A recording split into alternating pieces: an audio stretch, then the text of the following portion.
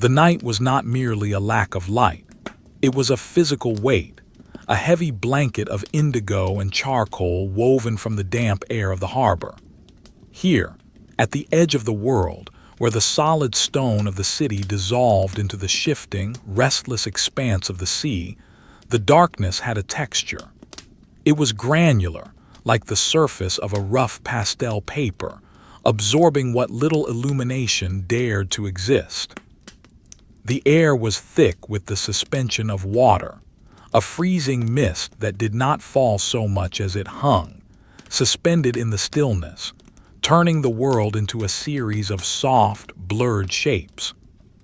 Standing amidst this vast, silent theater of gray and blue was the customs officer. He was a figure carved from silence, a silhouette defined by the heavy drape of his greatcoat. The coat was made of thick, coarse wool, dyed a deep navy that had long since faded into the obscurity of the night. It was a garment of utility, stiff with salt and age, heavy enough to weigh down the shoulders, a burden that felt comforting in its familiarity. The collar was turned up high, reaching past his ears, a fortress of rough fabric against the biting wind that whispered across the water. He stood perfectly still.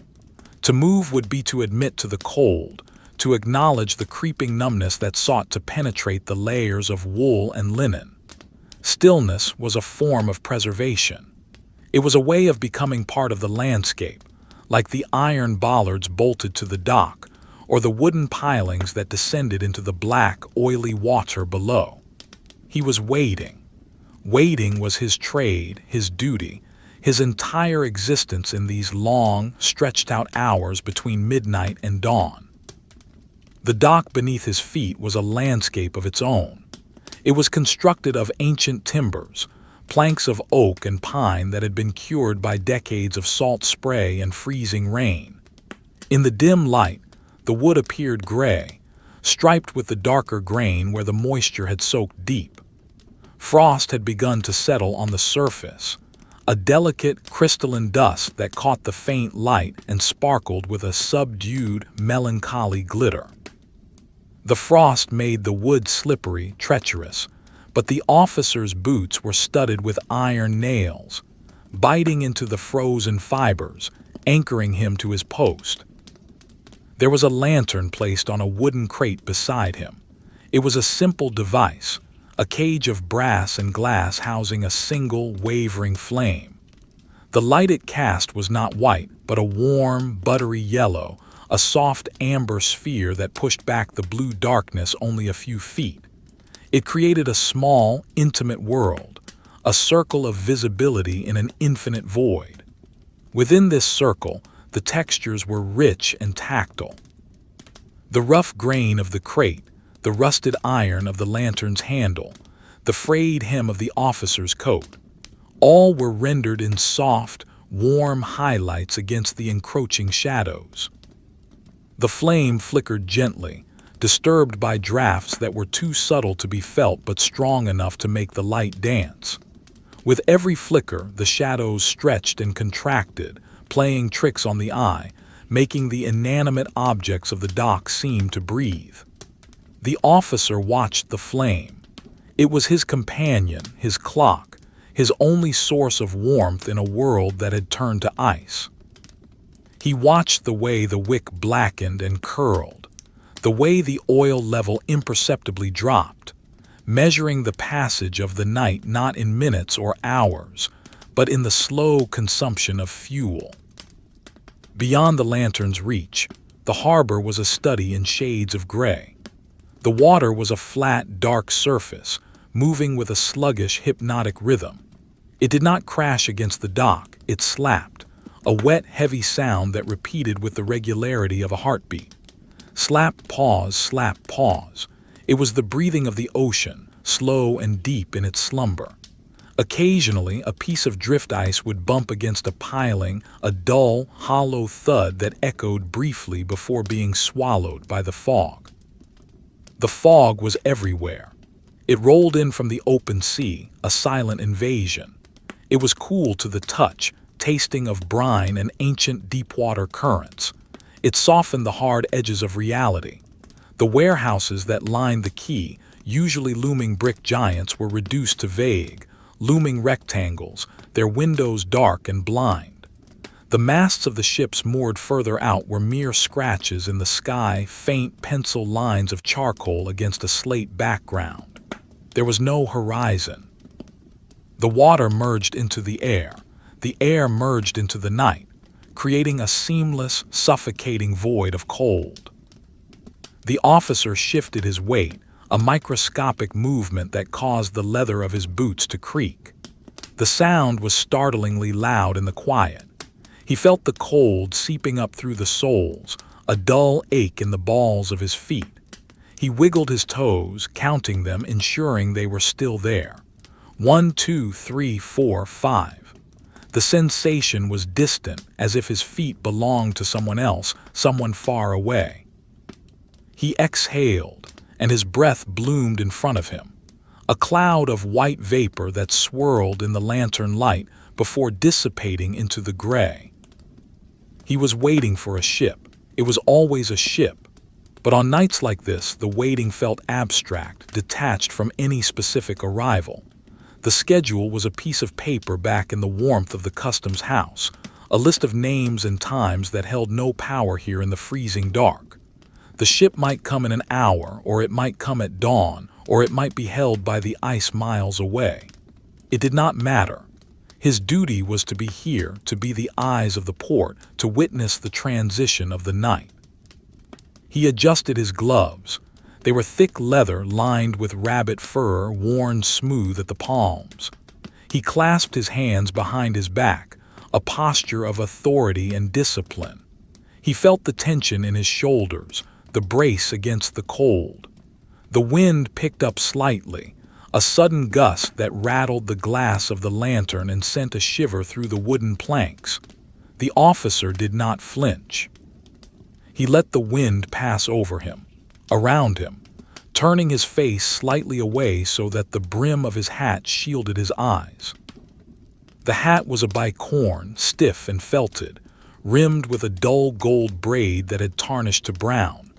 It sat low on his brow, pressing down, a crown of duty. Underneath the brim, his eyes were tired, red-rimmed from the salt air and the constant straining into the dark. He blinked slowly. The eyelids felt heavy, sandpaper dry. When he closed them, he saw the afterimage of the lantern flame, a dancing orange spot in the velvet blackness of his mind. He listened. The port was never truly silent, even in the dead of winter. There were layers of sound, like layers of sediment. The top layer was the wind, a high, thin whistling through the rigging of the distant ships. Below that was the water, the rhythmic lapping and sucking at the wood. And below that, deeper still, was the groan of the structures themselves. The dock creaked as the tide shifted the weight of the water. The iron chains of the moorings clanked softly, metal on metal, a lonely, mournful sound. Somewhere in the distance, a bell buoy rang. Clang, clang, it was faint, muffled by the fog, sounding as if it were coming from another world. The interval was irregular, driven by the unpredictable motion of the waves. It was a melancholy sound, a reminder of the vast, indifferent power of the sea. The officer listened to the bell, trying to predict the next ring, trying to find a pattern in the chaos. But there was no pattern, just the random, endless motion of the water. He thought of the ledger back in the office. The pages were made of thick, cream-colored paper, ruled with precise blue lines. The ink was black, permanent. He imagined his hand writing in the ledger, the scratch of the nib, the flow of the ink. Date, December 14th. Time, 0300. Weather, fog, severe cold. Arrivals, none. The visualization was comforting. It was order. It was structure. It was the antithesis of this swirling, nebulous night. The cold was a living thing. It searched for weaknesses. It found the gap between his scarf and his collar, sending a tendril of icy air down his spine. It found the exposed skin of his cheeks, stinging them until they felt tight and waxy. It settled into the wool of his coat, turning the fabric stiff. He tightened his muscles, generating a small internal heat, a furnace of will. He would not shiver. Shivering was a surrender. He looked down at the cobblestones where the dock met the street. They were slick, black, rounded stones that looked like the backs of sleeping beetles. In the lantern light, the moisture on them gleamed with a dull luster. Weeds grew in the cracks, frozen and brittle, pale green ghosts of vegetation. There was no movement on the street. The city behind him was asleep. A mass of stone and brick shuddered against the winter. He was the guardian of its sleep, the sentinel at the gate. A rat moved near the crates. It was a large gray shadow, moving with a fluid, liquid grace. It paused, sniffing the air, its whiskers twitching. The officer watched it without interest. They were colleagues in a way, both inhabitants of the dock, both surviving the cold. The rat scurried away, disappearing into the maze of stacked barrels and ropes, leaving the stage empty once more. The silence returned, heavier than before. It pressed against his ears, a physical pressure. The fog seemed to thicken, swirling in slow, lazy spirals. It obscured the end of the dock now. The world had shrunk to a radius of 20 feet. He was standing on an island of wood in a sea of nothingness. He took a slow breath, tasting the metallic tang of the cold. The air inside his nose froze the hairs, a sharp, prickling sensation. He exhaled, and another cloud of white joined the fog. In out the rhythm of life. Simple, essential. He focused on his breathing, using it to anchor his mind. He imagined the air traveling down into his lungs, cooling his blood, slowing his heart. He was becoming slower, colder, matching his internal tempo to the external world. The lantern flame dipped low, turning blue at the base before flaring up again. The oil was good, heavy whale oil that burned slow and clean. It smelled faintly of the sea, a reminder of its origin. The smell mixed with the scent of wet wool and tar, the perfume of the port. It was a smell of work, of travel, of things preserved and things decaying. He shifted his gaze to the water again. The tide was turning. He could tell by the subtle change in the sound of the lapping waves. They were becoming slightly more urgent, hitting the pilings with a little more force. The water level was rising, inch by inch, swallowing the barnacles that clung to the lower wood. The ocean was breathing in. The dock groaned in response, the timbers adjusting to the increasing pressure. He unclasped his hands and brought them to his front, rubbing the leather palms together. The sound was a soft swish, swish, like dry leaves. He did not do it for warmth, but for the sensation, the reminder of friction. He tucked his hands back under his arms, burying them in the warmth of his torso. The wool of the coat was rough against his wrists. Time stretched. It became elastic, pulling thin. A minute could be an hour could be a second. There were no reference points. No clock tower bells rang in this part of the city. There was only the tide, the lantern, and the cold. He was suspended in a state of waiting that felt eternal. It was not an unpleasant feeling. It was a state of suspension, a hibernation of the soul. The worries of the day, the paperwork, the politics, the small grievances, had frozen and fallen away, leaving only the pure, distilled essence of existence. He observed the texture of the fog as it passed through the halo of the lantern. It was not uniform. It was composed of millions of tiny droplets, microscopic spheres of water. In the light, they looked like dust motes dancing in a sunbeam, but they were cold, wet dust. They clung to his coat, forming a fine layer of dew that would soon turn to frost. He was slowly being coated in the harbor, becoming a part of the architecture. The darkness beyond the light was not empty. It was full of potential shapes. His mind, deprived of visual input, began to construct forms out of the shadows. A coil of rope became a sleeping serpent. A bollard became a crouched figure. A drifting log became the back of a sea monster. He watched these phantoms with a detached amusement. He knew what they were. He knew every inch of this dock. He had walked it 1,000 times, measured it with his stride, memorized the location of every knot in the wood and every crack in the stone. He walked a few paces, thud, thud, thud. His boots were heavy, slow. He walked to the edge of the dock and looked down. The water was black ink, impenetrable. He could see the reflection of his lantern, a distorted, wavering smear of gold on the surface. It looked deep, miles deep. It looked cold enough to stop a heart in seconds. He watched the reflection break apart as a ripple passed through it, then slowly reassemble. He turned and walked back to his post. Thud, thud, thud. The movement circulated the blood slightly, a faint tingle in his legs. He resumed his stance, the statue returning to its plinth.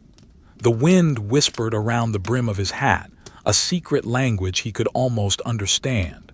It spoke of the north, of ice sheets and glaciers, of a world where there was no color, only white and blue and gray. He felt the weight of the ledger book in his pocket, a rectangular solidity against his hip. It was his badge of office, his connection to the crown. It gave him a purpose. He was not just a man standing in the cold, he was an official. He was the border. He was the filter through which the world entered the city. This thought gave him a subtle strength, a rod of iron in his spine. The frost on the dock was thicker now. It formed intricate fern-like patterns on the wood, beautiful and geometric. Nature's art, created in silence and darkness. He traced one of the patterns with his eyes, following the branching fractals. It was perfect, delicate, and doomed to vanish with the sunrise. But for now it was permanent, etched in ice. A distant sound caught his ear. A low moan, vibration more than noise, a foghorn. It was miles away, perhaps near the harbor mouth. It was a deep bass note that resonated in the chest. Brum, it sounded lonely, a call into the void expecting no answer. The officer waited for it to sound again. He counted the seconds. 10, 20, 30. Brum, the rhythm of the channel. A ship was out there, blindly groping its way through the milk, calling out to warn others of its mass. Was it his ship? The one he was waiting for? He did not know, it was too far to tell. It could be a fishing trawler, a coal barge, a naval frigate. It was just a sound in the night, but it brought a focal point to the waiting. He watched the direction of the sound, straining his eyes against the gray curtain. There was nothing to see, only the swirling mist and the darkness. He let his gaze drop back to the lantern. The flame was a constant friend. It burned with a quiet determination, consuming the oil, transforming potential energy into light and heat. It was a small miracle of chemistry, a defiance of the cold. He imagined himself as the flame, burning slowly, consuming the night. The cold was settling into his bones now. It was no longer a surface sensation. It was a deep, permeating chill. It made his movements stiff, his thoughts slow. He accepted it. He welcomed it. It was the price of the night. It was the atmosphere of the dock. To be warm here would be unnatural. To be cold was to be true. He stood. He waited. The night deepened, the layers of darkness pressing down, compacting the world into this single, frozen moment. The customs officer, the lantern, the dock, the sea. A tableau of stillness. A portrait in gray and charcoal and faint, dying gold. And the wind continued to whisper, a long, low sibilance that sounded like the word hush, repeated over and over again, smoothing out the wrinkles of the world, preparing it for the deep, dreamless sleep of the winter night. The visual field was entirely static, save for the minute trembling of the lantern flame and the slow, rhythmic rising of the white breath. It was a scene waiting for a story that moved at the speed of a glacier. The officer's eyes, dark and reflective, held the image of the port, a mirror to the stillness. He was a sentinel of the quiet, a guardian of the frost, and he would wait for as long as the night required. He felt the rough wool of his scarf against his chin. It was scratchy, damp with his own breath. It smelled of wet sheep and lavender, a faint memory of the chest where it was stored. He buried his chin deeper into it. The sensation was grounding. It was real. In a world of ghosts and shadows, the scratch of the wool was a testament to reality. He looked at the iron cleat near his foot. It was rusted, pitted by the elements. It looked like an old bone.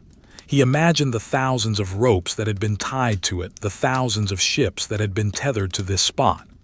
They were all gone now, sailed away to other ports or broken on the rocks, but the cleat remained, stubborn, iron, enduring.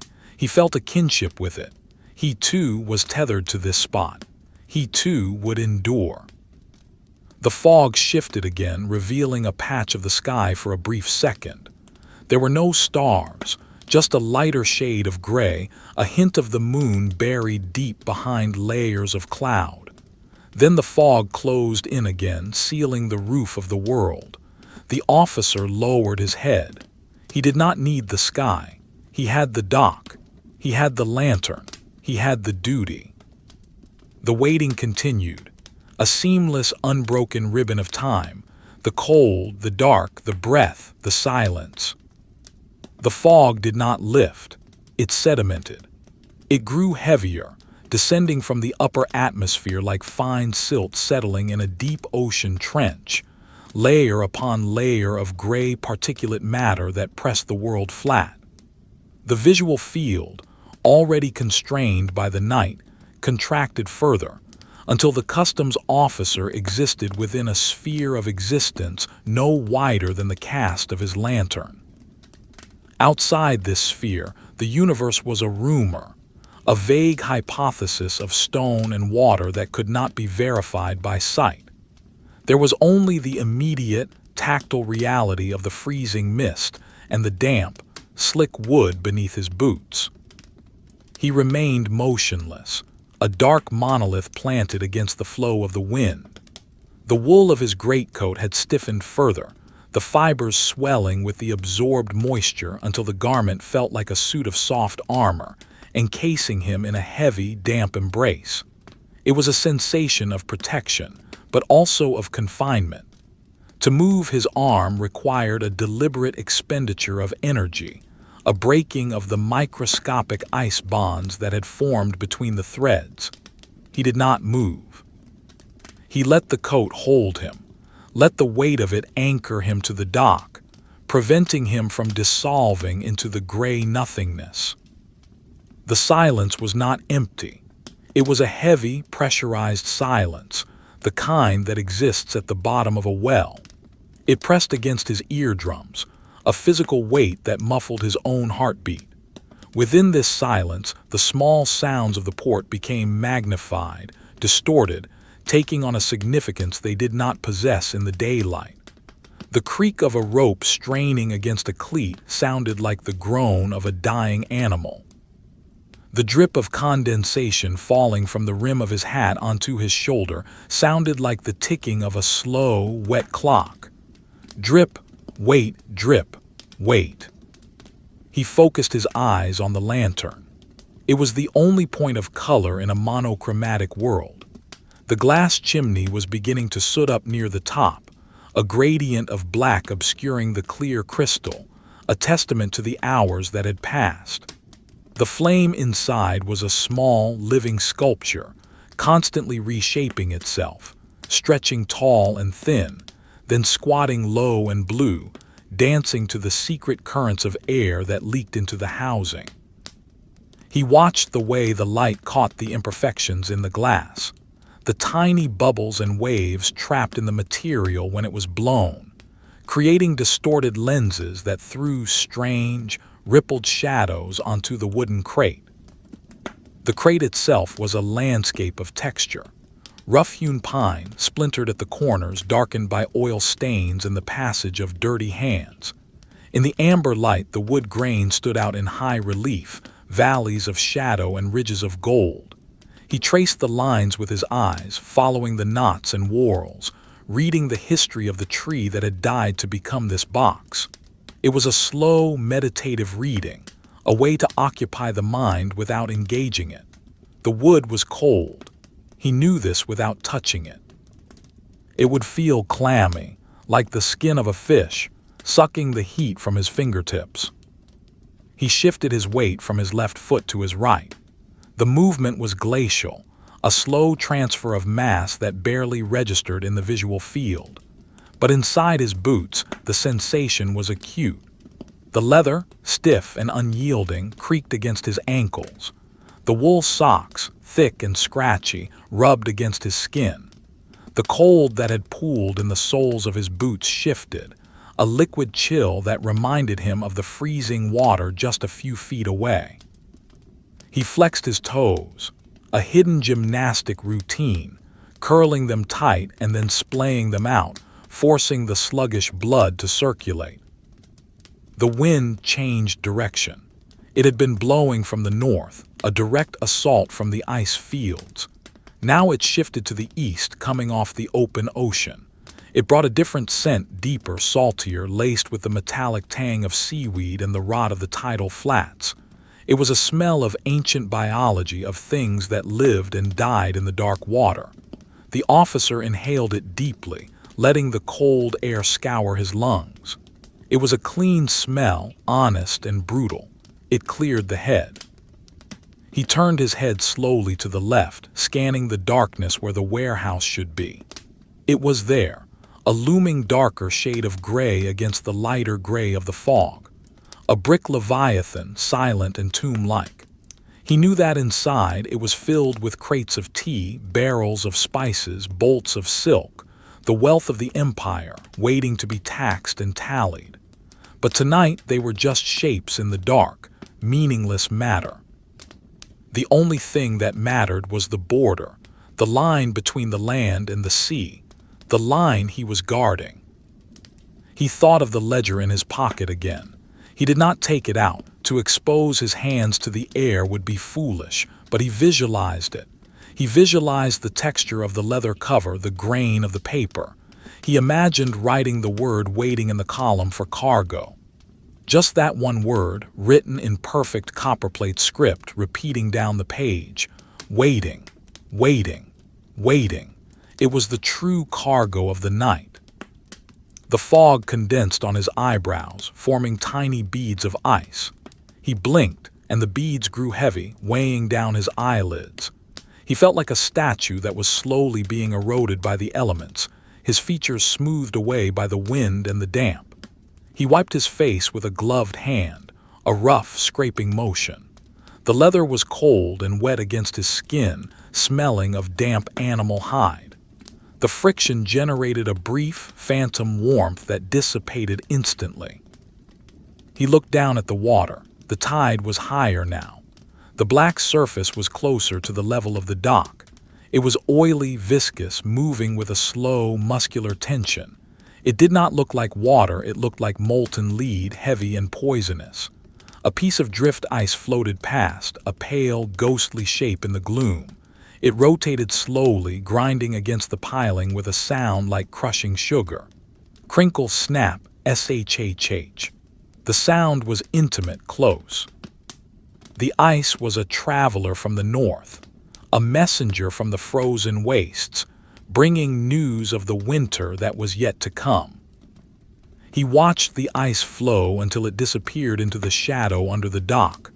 Gone, swallowed by the dark. He wondered how long it would take to melt, or if it would drift out to sea and join the great icebergs in the shipping lanes. It was a pointless thought, a way to pass the seconds. 1 second, 2 seconds, 3 seconds. His breath was a constant companion, a rhythmic cloud that obscured his vision for a moment before drifting away. It was the only proof that he was alive, that there was a fire burning inside the fortress of his coat. He watched the steam rise, curling and twisting, mimicking the shapes of the fog. It was a dialogue between his warmth and the world's cold. The world was winning. The cloud dissipated faster now, eaten by the hungry air. He felt a stiffness in his lower back, a dull ache from standing on the hard wood. He did not stretch. He adjusted his posture incrementally, tilting his pelvis, engaging the muscles of his core. The discipline of the uniform held him together. He was not a man. He was a vertical line on a horizontal plane, a mark of punctuation in the sentence of the shoreline. The lantern sputtered. A drop of water from the fog had fallen down the chimney and hit the hot oil. Hiss! The flame jumped, casting wild, frantic shadows that spun around the officer's feet. For a moment the dock seemed to lurch, the perspective warping. Then the flame steadied, returning to its calm, yellow burn. The shadows settled back into their assigned places. The officer let out a breath he hadn't realized he was holding. The light was fragile. Everything here was fragile, held in check by the tension between the heat and the cold. He reached into his deep pocket, his gloved hand fumbling through the heavy wool until it found the cold, smooth metal of his pocket watch. He withdrew it slowly, bringing it into the circle of light. It was silver, tarnished by the sea air, heavy as a stone. He pressed the release catch, click. The lid sprang open. The face of the watch was white enamel, ghostly in the dim light. The Roman numerals were stark black, severe and judgmental. 3:45. The hands were delicate filigree black lace against the white. The second hand swept around the small subdial at the bottom, moving with a jerky, mechanical precision. Tick, tick, tick. It was the only fast thing in the entire world. The officer watched it complete a full revolution. 1 minute closer to dawn, 1 minute further from midnight. It felt like an accomplishment. He snapped the lid shut. Click. The sound was sharp, final. He slid the watch back into the depths of his pocket, feeling the weight of it settle against his thigh. Time was a physical burden, something to be carried. He looked out towards the channel again. The foghorn sounded. Brum! It was louder now, or perhaps the wind was carrying it better. It was a mournful sound, a deep vibration that seemed to come from the throat of the sea itself. It spoke of blindness and danger, of massive hulls pushing through the crushing dark. Was it closer? It was impossible to tell. The fog distorted sound as much as it distorted light, bending waves, creating echoes where there were no walls. He imagined the ship that might be out there. A schooner, perhaps, its sails furled and frozen, the rigging coated in ice. Or a steamer, its funnel belching black smoke that mingled with the gray mist, its paddle wheels churning the black water. He imagined the crew, men with frosted beards and red eyes, standing on the deck, looking for the light of his lantern. They were looking for him. He was their beacon, their destination. This thought gave him a sense of connection, a thin thread of purpose tying him to the invisible vessel. But for now he was alone. The dock was his kingdom, a kingdom of wet wood, rusted iron, and shadows. He walked to the edge of the dock again, his boots making a dull, rhythmic thudding on the planks. Thump, thump, thump. He stopped at the very edge where the wood ended and the abyss began. He looked down. The water was mesmerizing. It swirled around the pilings, creating small whirlpools that spun and vanished. He saw a shape deep in the water, a fish, a piece of debris, a reflection. It was gone before he could identify it, the mystery of the deep. It was a world he could not enter, a world of silence and pressure and cold. He was a creature of the air, standing on the threshold of the liquid world. The cold on his face was biting now, a sharp stinging sensation on his cheeks and nose. He raised his hand and rubbed his face, the rough wool of the glove scratching his skin. It felt good. It was sensation. It was life. He lowered his hand and tucked it back under his arm. He turned his back to the sea and looked towards the city. The buildings were vague shapes, a skyline of charcoal sketches against a lighter gray paper. No lights shone in the windows. The city was asleep, warm in its beds under piles of quilts and blankets. They did not know about the cold on the dock. They did not know about the sound of the ice or the smell of the salt. They were safe. He was the one who kept them safe, watching the door while they slept. He saw the faint outline of a street lamp far away, a tiny pinprick of gaslight struggling against the fog. It was a star in a cloudy sky, distant and unreachable. It offered no warmth, no companionship. It only emphasized the distance between him and the world of men. He turned back to the sea. The sea was his companion tonight. The wind picked up, whistling through the cracks in the planking. It sounded like a flute played by a breathy, incompetent musician. Woo, woo, the sound was lonely, melancholic. It suited the scene. It was the soundtrack of the port in winter. The officer listened to the wind, letting it fill his ears, drowning out the thoughts in his head. He became a receiver of the wind, a vessel for the sound. He looked at the iron ringbolt set into the stone of the quay wall. It was massive, black, cold. It looked like it had been there since the beginning of time. He imagined the blacksmith who had forged it, the heat of the fire, the ring of the hammer. That heat was gone now, trapped in the iron, frozen into silence. The ringbolt waited for a hawser, for the strain of a ship. It was waiting just like him. The frost on the railing of the dock was growing thicker. It built up in layers, fragile crystals growing on top of each other. He leaned closer to inspect it. The crystals were like tiny ferns, like feathers, like jagged teeth. They were white, pure white against the dark wood. He breathed on them gently. Ha! The warm air hit the frost, and for a second the crystals melted, turning into clear droplets of water. Then, as the heat faded, they froze again, instantly, turning back into ice. The cycle of the dock. Melt, freeze, melt, freeze. He straightened up. The small act of interaction had passed the time. He felt the cold seeping through the soles of his boots again. He needed to move his toes. 1, 2, 3, 4, 5. The left foot. 1, 2, 3, 4, 5. The right foot. The sensation was dull, distant. His feet were becoming foreign objects attached to the ends of his legs. The lantern flame was burning steadily now, a golden eye in the dark. He felt a strange affection for it. It was doing its job perfectly. It did not complain about the cold. It did not ask for relief. It just burned. He wished he could be like the lantern, just a vessel for a purpose, burning without thought, without feeling.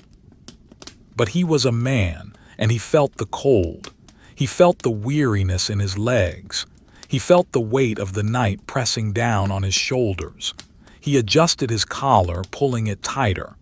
The wool was rough, scratching his neck. It was a familiar discomfort. The bell buoy rang again. Clang, it sounded closer this time, or maybe the wind had shifted again. Clang, a double ring, that was new.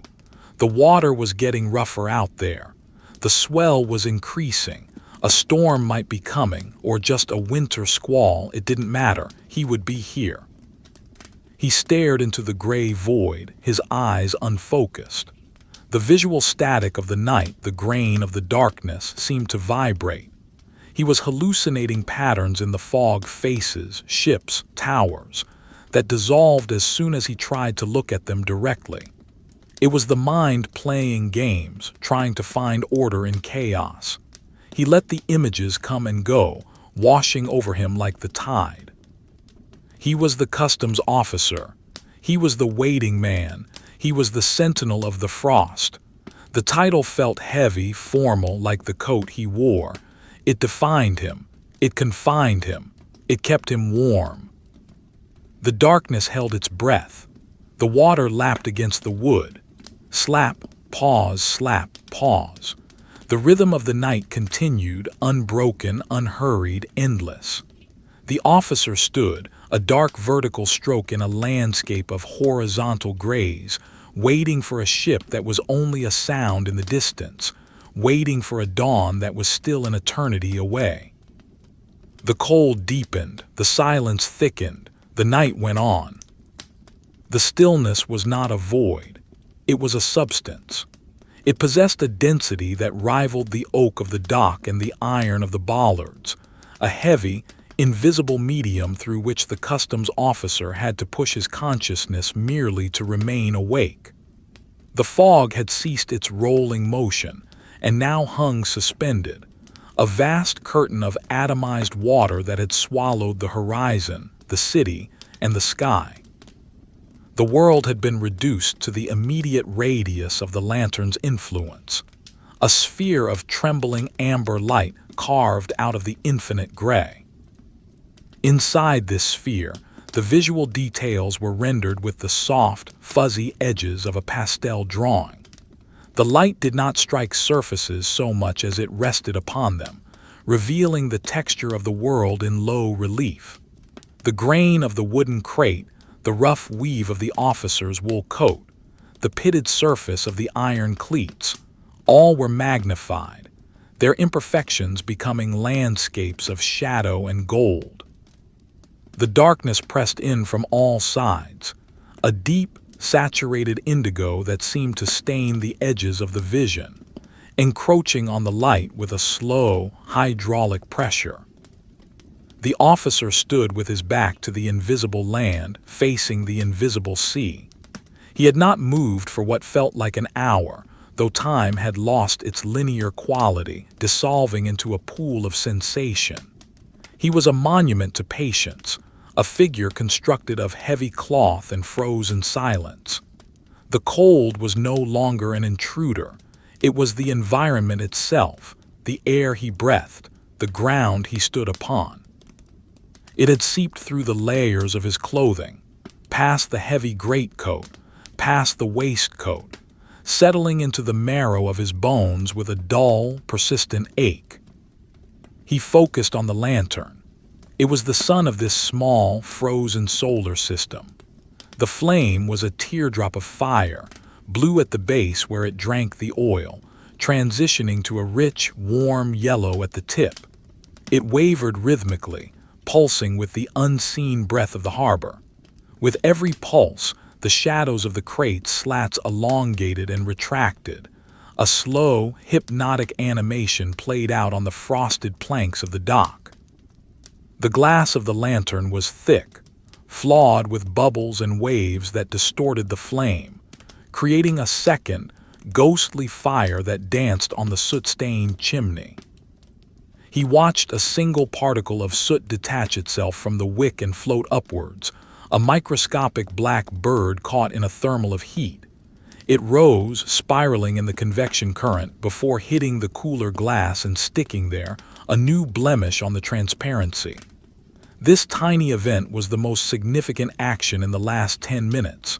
The officer cataloged it. Soot, glass, stick. It was data.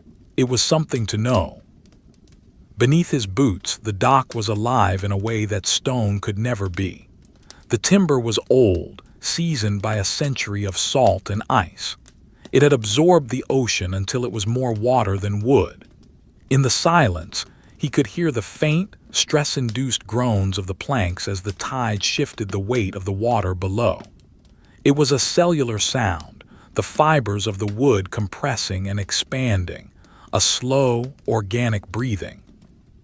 The frost that coated the wood was not a uniform sheet, but a collection of millions of individual crystals, growing in fractal patterns that mimicked ferns and feathers. In the lantern light, they sparkled with a hard, diamond-like brilliance, a carpet of jewels laid out for no one but him. He shifted his gaze to the iron bollard nearest to him. It was a squat, mushroom-shaped casting, painted black a generation ago, now scoured to raw metal and rust. The rust was a deep, burnt sienna color, a warm tone that clashed with the blue of the night. It looked like the surface of a dead planet.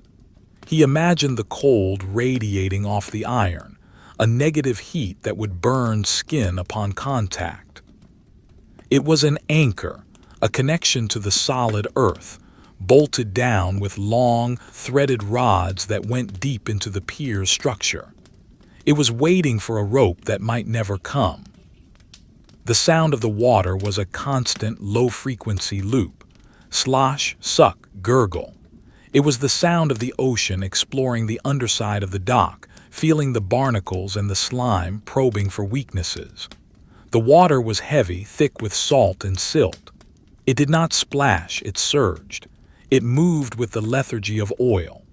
Occasionally, a pocket of air trapped beneath the planks would release with a hollow thwump, a sound like a muffled drumbeat from the deep. The officer's breath bloomed before him, a regular exhalation of white steam. It was the only evidence of his internal warmth. He watched the cloud form, opaque and swirling, obscuring the lantern for a fraction of a second before the cold air devoured it. Exhale, cloud, fade. The rhythm was soothing. It connected him to the atmospheric cycle. He was a machine that converted oxygen into heat and moisture, contributing his small share to the fog bank. He felt the weight of the ledger in his pocket. It was a solid, rectangular presence against his hip. He did not need to touch it to know its dimensions, its texture. He knew the feel of the leather cover, the specific smoothness of the paper. He imagined opening it to the current page. The lines would be empty. The columns for ship name, captain, cargo, and tonnage would be blank, pristine white deserts waiting for the ink. The waiting was bureaucratic. It was official. The emptiness of the page mirrored the emptiness of the harbor. He decided to move. The decision formed slowly in his mind like a bubble rising in molasses. It was not a reaction to a stimulus, but a necessary maintenance of the body. He needed to circulate the blood. He lifted his left foot. The boot sole peeled away from the frost with a sound like tearing Velcro, krrshhh. He placed it down a foot forward. Thud. The sound was dull, absorbed by the damp wood. He lifted the right foot. krrshhh. Thud. He began a slow patrol, a walk of 10 paces to the edge of the light and back. It was a ritualistic movement. He kept his hands clasped behind his back, his chin buried in his collar. The movement changed the angle of the wind against his face. Now it struck his left cheek, a sharp, icy kiss. He could feel the skin tightening, the pores contracting. He walked to the limit of the lantern's throw, where the amber light faded into the charcoal gray. Here, at the boundary of vision, the fog was thicker. It swirled around his legs, tendrils of mist that seemed to be investigating him. He stared into the opacity. There were shapes out there, suggestions of mass and form. A darker patch of gray might be a ship's hull or a warehouse wall or just a density in the air. His mind tried to resolve the ambiguity, tracing outlines that weren't there, building phantom vessels out of shadow and wishful thinking. A 3-masted schooner, a steam tug, a barge. They appeared in the corner of his eye and vanished when he looked directly at them. He turned around. The lantern on the crate was now the destination. It looked small and brave in the vastness of the night, a beacon. He walked back towards it, thud, thud, thud.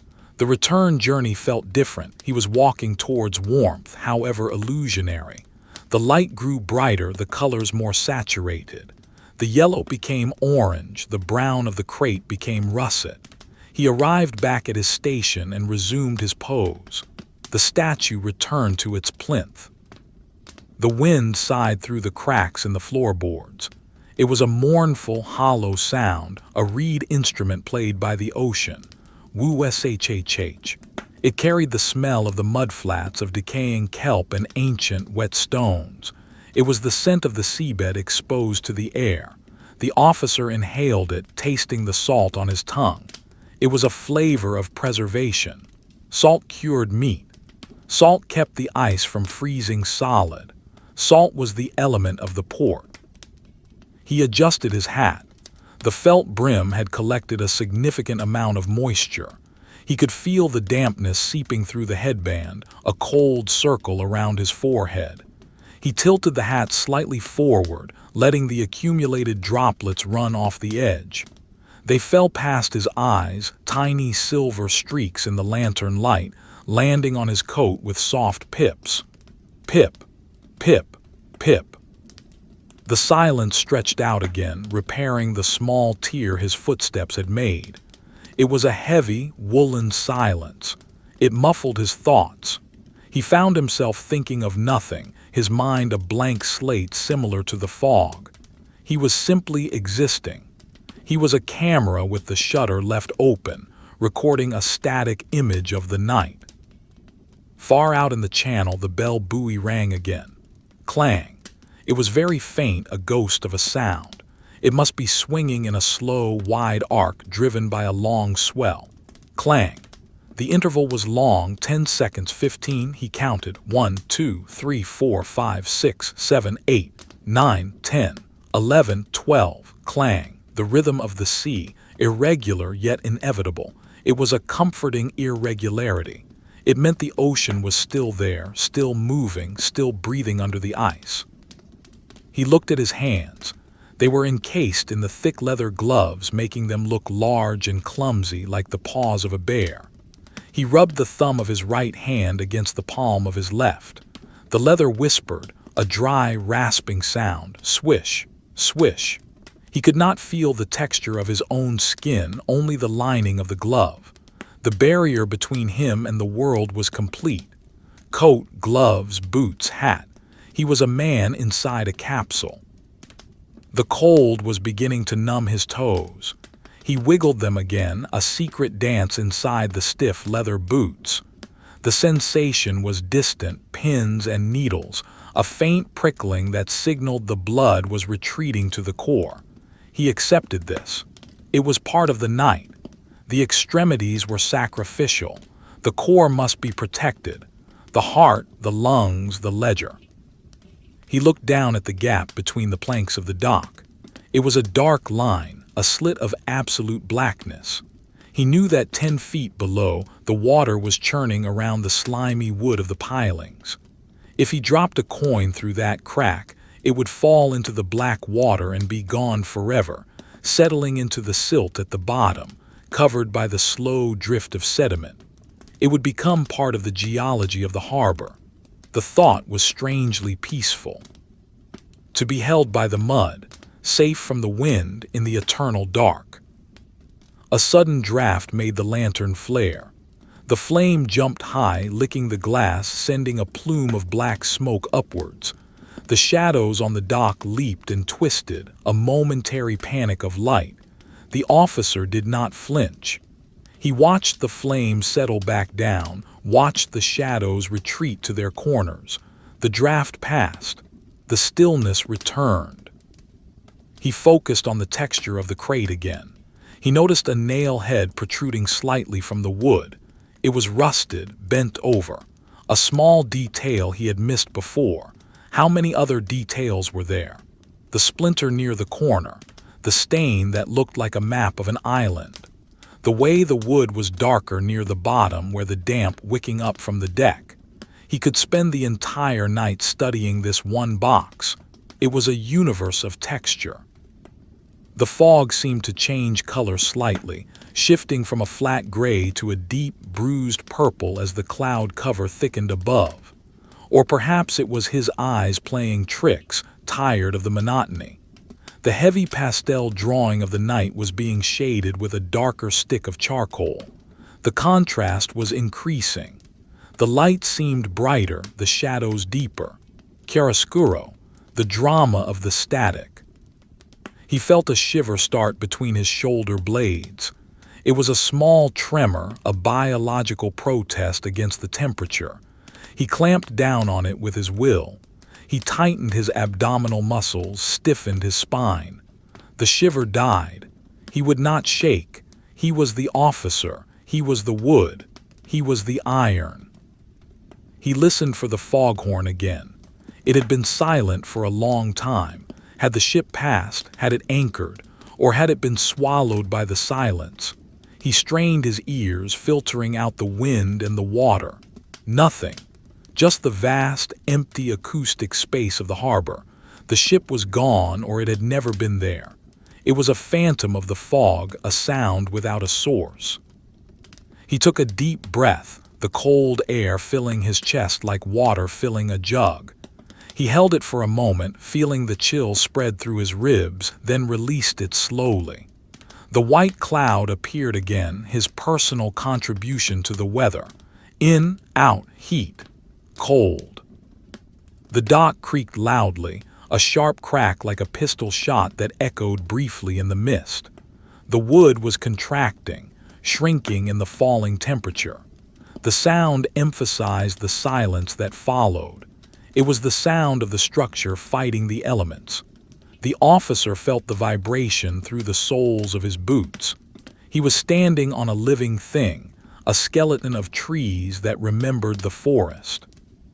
He looked at the water again. It was higher now. The tide was nearing its peak.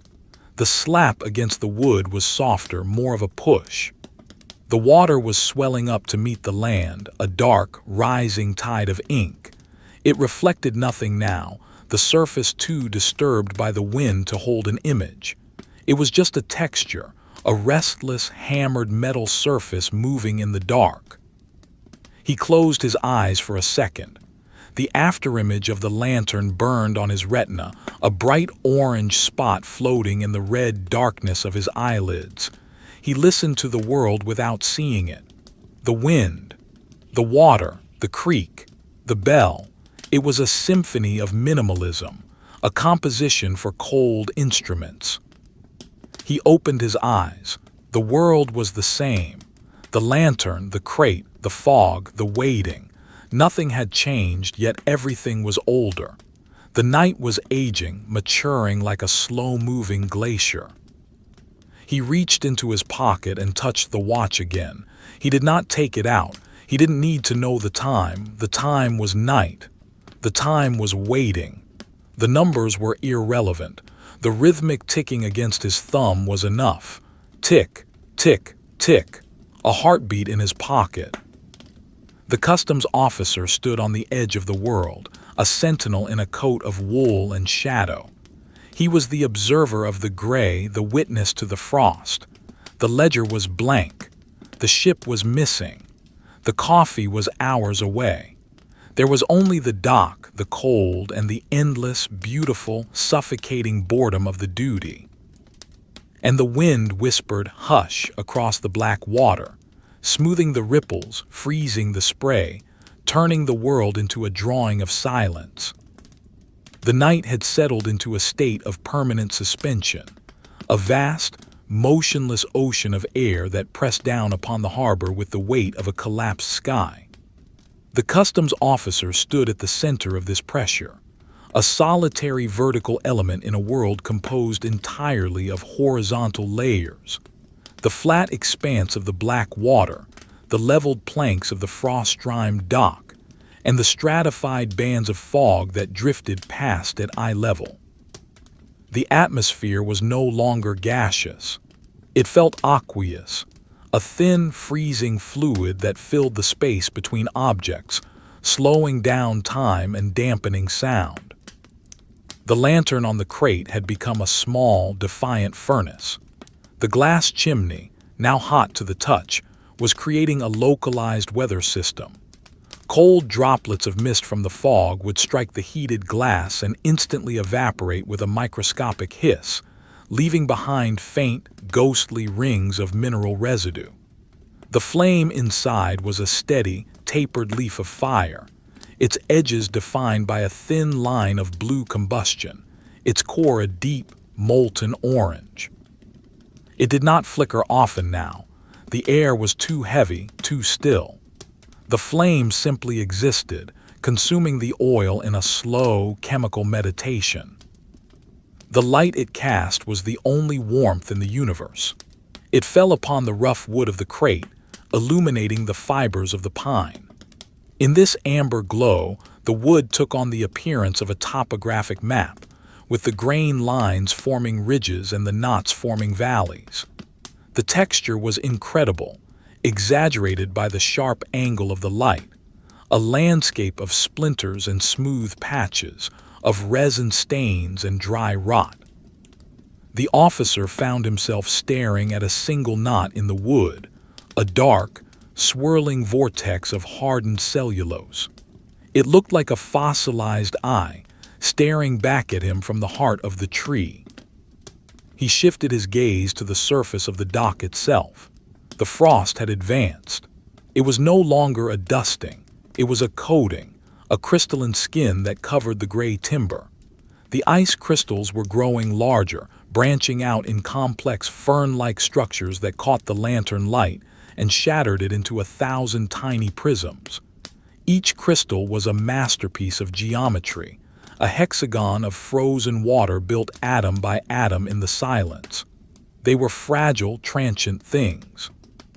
If he were to step on them, they would crush to powder with a sound like breaking glass. Crunch, powder, silence. He did not step. He remained rooted, his boots heavy anchors of leather and iron. The cold had penetrated the soles long ago, a slow, creeping numbness that had turned his toes into abstract concepts rather than physical appendages.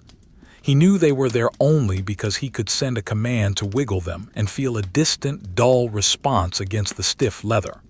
Wiggle, pause, wiggle. It was a remote communication, a telegraph sent to the end of the body.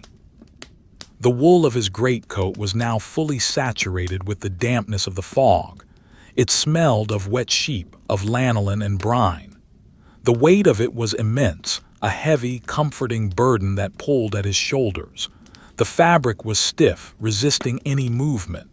When he breathed, the coat expanded with a creaking sound, the frozen fibers rubbing against each other. Inhale, creak. Exhale, settle. It was a suit of soft armor, protecting him not from swords or bullets, but from the relentless, biting teeth of the winter wind. He raised his head slightly, listening. The harbor was a cavern of echoes. The bell buoy was still ringing, but the rhythm had changed. Clang, wait, wait, clang. The interval had stretched. The swell out in the channel must be long and slow, lifting the buoy gently and then letting it fall. It was a mournful sound, a tolling for the lost and the cold.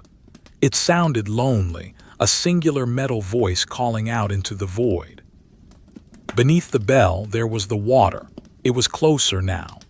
The tide had risen to within a few feet of the dock's edge.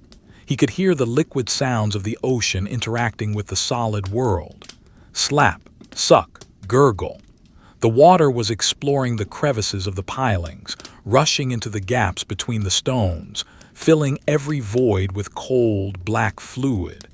It was a sound of intrusion, of the sea reclaiming the land inch by inch. He imagined the water. It would be black, opaque, thick with silt. It would be cold enough to stop the breath in the throat. He imagined the creatures that lived in it, crabs scuttling over the mud in the dark, fish hanging motionless in the current, their eyes wide and unseeing. They were the citizens of the deep, indifferent to the frost, indifferent to the lantern, indifferent to him. They lived in a world of pressure and silence, a mirror image of his own world on the dock. The officer's breath formed a cloud in front of his face. It was thicker now, a dense white plume that obscured his vision for a second before drifting away to join the fog. He watched the shape of it. Sometimes it looked like a map, sometimes it looked like a ghost, sometimes it looked like nothing at all. It was the physical manifestation of his life force, the heat of his body escaping into the cold. Every breath was a loss, a spending of warmth that could not be replaced until dawn. He felt the texture of his gloves against his wrists. The leather was cold, smooth, and hard. The fur lining was the only luxury he possessed. It tickled his skin slightly, a reminder of softness in a world of hard edges. He rubbed his wrists against the inside of his cuffs, creating a small friction, a tiny spark of heat. Rub, rub, rub. The sound was like dry leaves rustling in a winter forest. He looked out into the darkness beyond the lantern's reach. The visual field ended abruptly, a wall of gray charcoal smudge. There were no shapes, no horizons. The warehouses, the ships, the city, they were all gone, erased by the atmosphere. He was standing on an island of light in a sea of nothing. It was a terrifying and peaceful thought. If the rest of the world had vanished, would he know? Would it matter? His duty was here. His post was here. The ledger was in his pocket. The ledger, he thought of it again. It was a tangible link to the bureaucracy of the empire. It was a book of rules, of columns, of order. He imagined the texture of the paper, the smell of the ink. He imagined writing the date at the top of a fresh page, December 14th. The ink would be black, glossy, wet. It would dry slowly in this damp air. He imagined the scratch of the steel nib against the paper. Scritch, scratch. A sound of civilization. A sound of record-keeping. He wondered about the ship he was waiting for. Was it real? Or was it just a scheduling error, a ghost ship that existed only on paper? He pictured a vessel out in the fog, its sails tattered, its rigging coated in ice, sailing silently through the mist. The Mary Ann, the Dark Star, the Northern Light, names without hulls. He imagined the captain, a bearded man with eyes like flint, staring into the same fog, looking for the same light. They were two poles of a magnet, drawn together by duty and destiny, separated by the impenetrable wall of the night. A gust of wind swept across the dock. It was sharper this time, carrying a payload of ice pellets. They hit the officer's coat with a sound like thrown sand. TSSD, TSSD, TSSD. They stung his cheeks, tiny needles of cold. He lowered his head, presenting the brim of his hat to the assault. The hat was stiff, frozen solid. The pellets bounced off it, rattling like hail on a tin roof. The wind whistled through the gap between his collar and his scarf, a high, thin note of complaint. He endured it. Endurance was his profession. He did not move. He did not shiver. He simply stood, a rock in the stream of the wind. The gust passed, leaving behind a deeper cold, a silence that felt bruised. He looked down at the iron ringbolt near his feet. It was covered in a new layer of frost, a white donut on the dark wood. It looked like a portal, a ring to another world. He imagined pulling on it, lifting a trapdoor in the dock, descending into a warm, lit room beneath the pier. A room with a fire, a chair, a pot of coffee. It was a pleasant fantasy, a mental escape hatch. But he knew what was really under the dock: darkness, water, slime, and the cold. He focused on the visual quality of the shadows. The lantern light was directional, creating long, stretched-out shadows that radiated away from the crate. The shadow of the bollard was a long, dark finger pointing towards the sea. The shadow of his own leg stretched out behind him, merging with the darkness of the warehouse wall. The shadows were not black. They were deep, rich browns and blues, full of noise and grain. They were soft, fuzzy at the edges, blending into the light. It was a drawing made with a heavy hand, pressing hard on the charcoal. He felt a tightness in his knees. The joints were stiffening, the synovial fluid turning to gel. He needed to move again, a small movement, a shift of weight. He leaned forward slightly, putting the weight on the balls of his feet. The wood creaked, uruk. He leaned back on his heels, uruk, a rocking motion, forward, back, forward, back. It was a microscopic swaying like a tree in a very slow wind. It kept the blood moving. It kept the gravity from crushing him. He looked at the lantern flame again. It had consumed a fraction more of the oil. The level in the reservoir had dropped perhaps a millimeter. It was a clock made of liquid. He calculated the remaining fuel, enough for 3 hours, 4. Dawn was still far away. The night was a marathon and he was only at the halfway mark. He respected the flame. It was doing the hard work. It was fighting the entropy of the dark. He listened to the sound of his own heart. In the quiet, he could hear it, a dull thump-thump in his ears. It was slow, rhythmic, calm. It was the engine room of his body, pumping the warm blood out to the distant colonies of his hands and feet. Thump-thump, thump-thump. It was a reassuring sound. As long as he could hear it, he was alive. He was separate from the stone and the wood. The fog shifted again, thinning momentarily. For a brief second, he saw the outline of a crane on the neighboring dock. It was a skeletal shape, a giant insect made of iron, frozen in mid-gesture. Then the fog closed in and the crane vanished. It was a glimpse of the industrial world, a reminder that he was standing in a place of commerce and labor. But tonight, there was no labor, only the waiting. He thought of the coffee he had drunk before coming on shift. It had been hot, black, bitter. He could still taste the phantom memory of it on the back of his tongue. It was a memory of warmth. He held onto it, savoring the idea of heat. He imagined the ceramic cup, the steam rising from the liquid, the feeling of the hot liquid going down his throat. It was a sensory visualization, a trick to fool the body. The cold was relentless. It sought out every weakness. It found the gap in his glove where the stitching was loose. It found the thin spot in his sock. It was an intelligent enemy probing his defenses. He tightened his muscles, generating a kinetic barrier. He would not yield. He was the wall. He looked at the texture of the fog itself. It was not uniform. It had currents and eddies. It swirled around the lantern like smoke. It was composed of billions of tiny spheres of water, each one a lens, each one a mirror. He was standing inside a cloud. He was breathing the sky. The dampness was settling on his eyelashes, making them heavy. He blinked, clearing the view. Blink, clear, blink, clear. He heard a splash, a real splash, not the slap of the tide, but a sudden disturbance, splosh. It came from the right near the pilings, a fish jumping, a rat falling, a piece of ice breaking off. He turned his head slowly, scanning the water. The ripples were already gone, smoothed out by the heavy surface tension of the oily water. There was nothing to see, just the black mirror. The mystery remained. He turned back to the front. The lantern was still there. The crate was still there. The duty was still there. He felt a sense of continuity. He was part of a long line of men who had stood on this dock waiting for ships.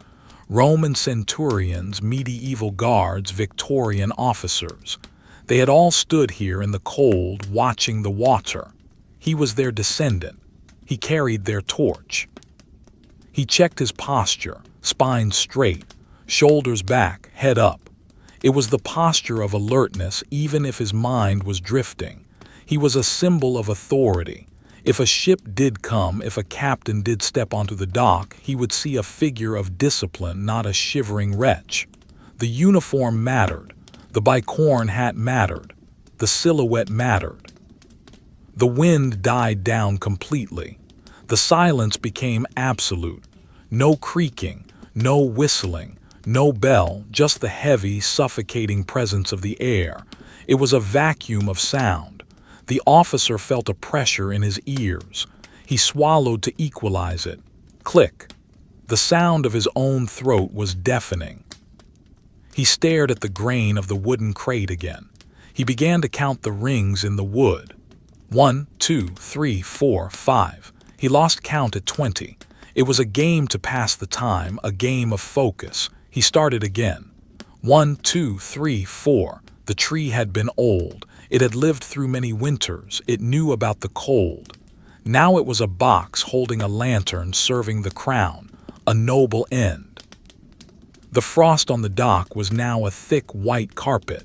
It looked soft like velvet, but he knew it was hard, abrasive ice. The illusion of softness, the deception of the night.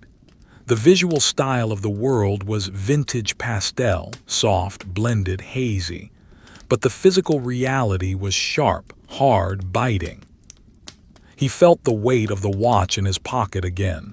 It was a heavy lump against his thigh. He did not check it. He resisted the urge. To check the time was to admit impatience. He was not impatient. He was eternal. He was the dock.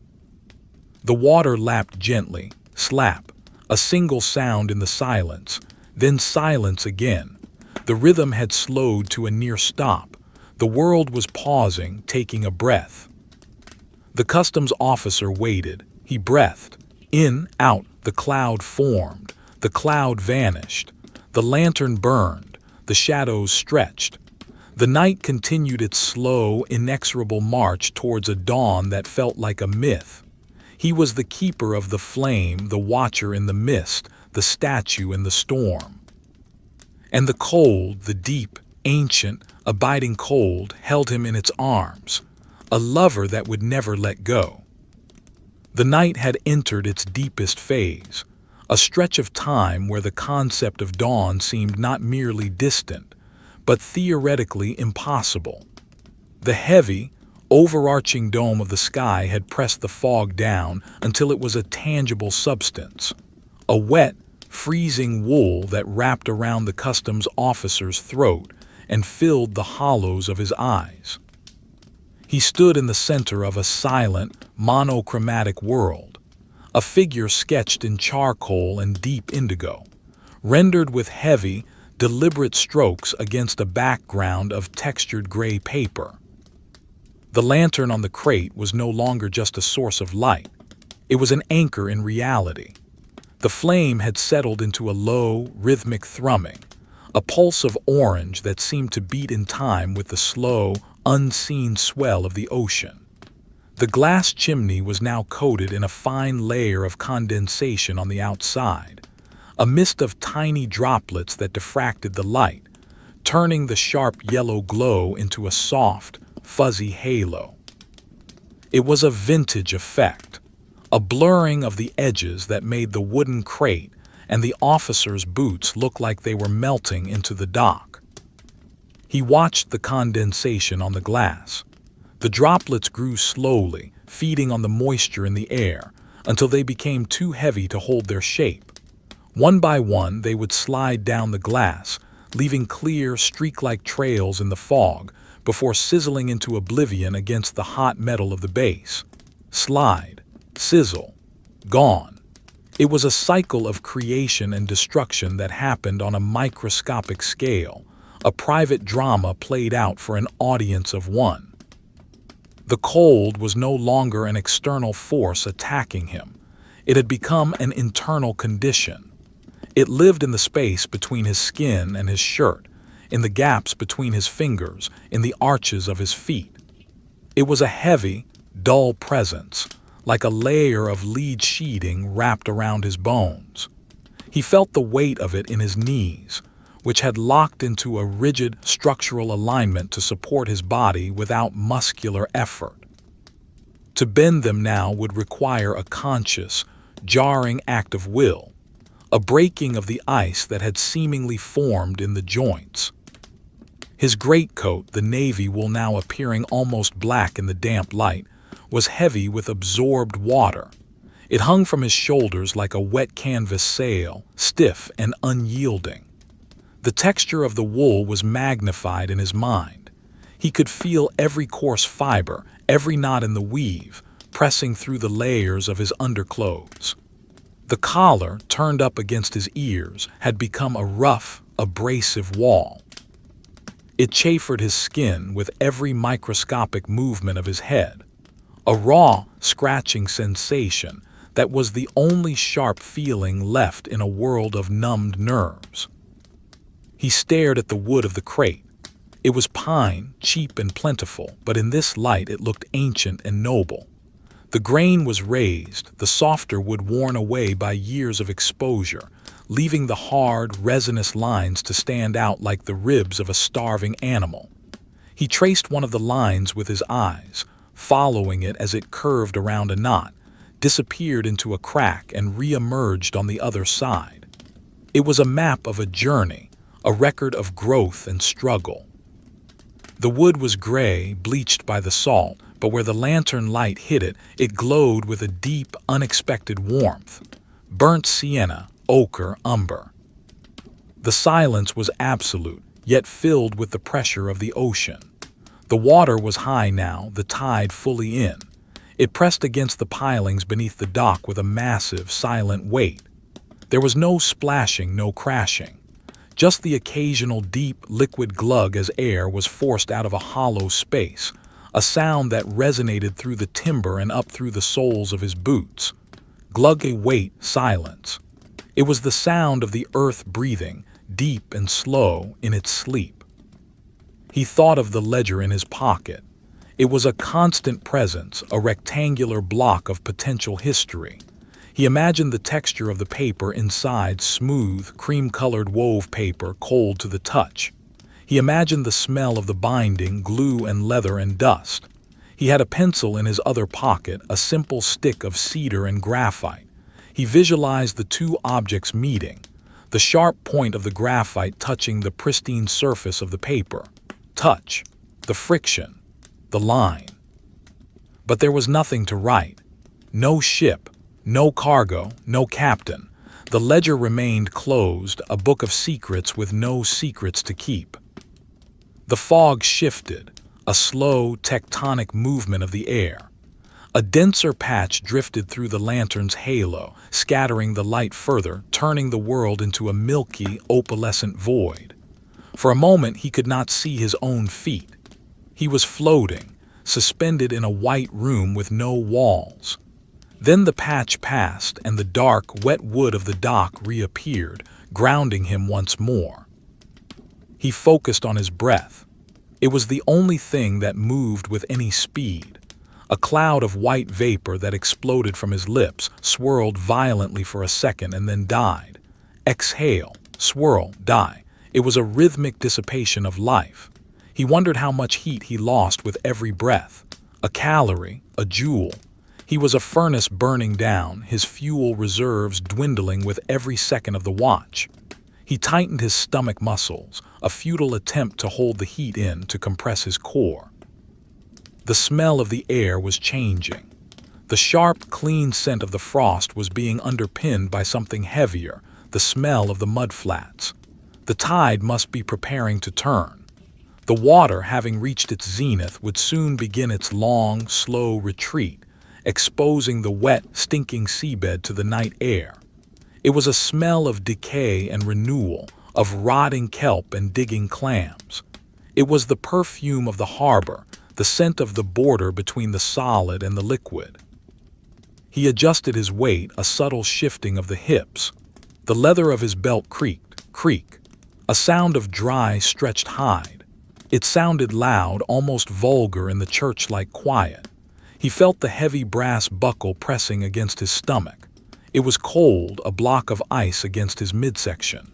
Every piece of metal on his person, the buttons, the buckle, the watch, the keys, had become a heat sink, drawing warmth away from his body and radiating it out into the greedy air. He looked out towards the invisible horizon.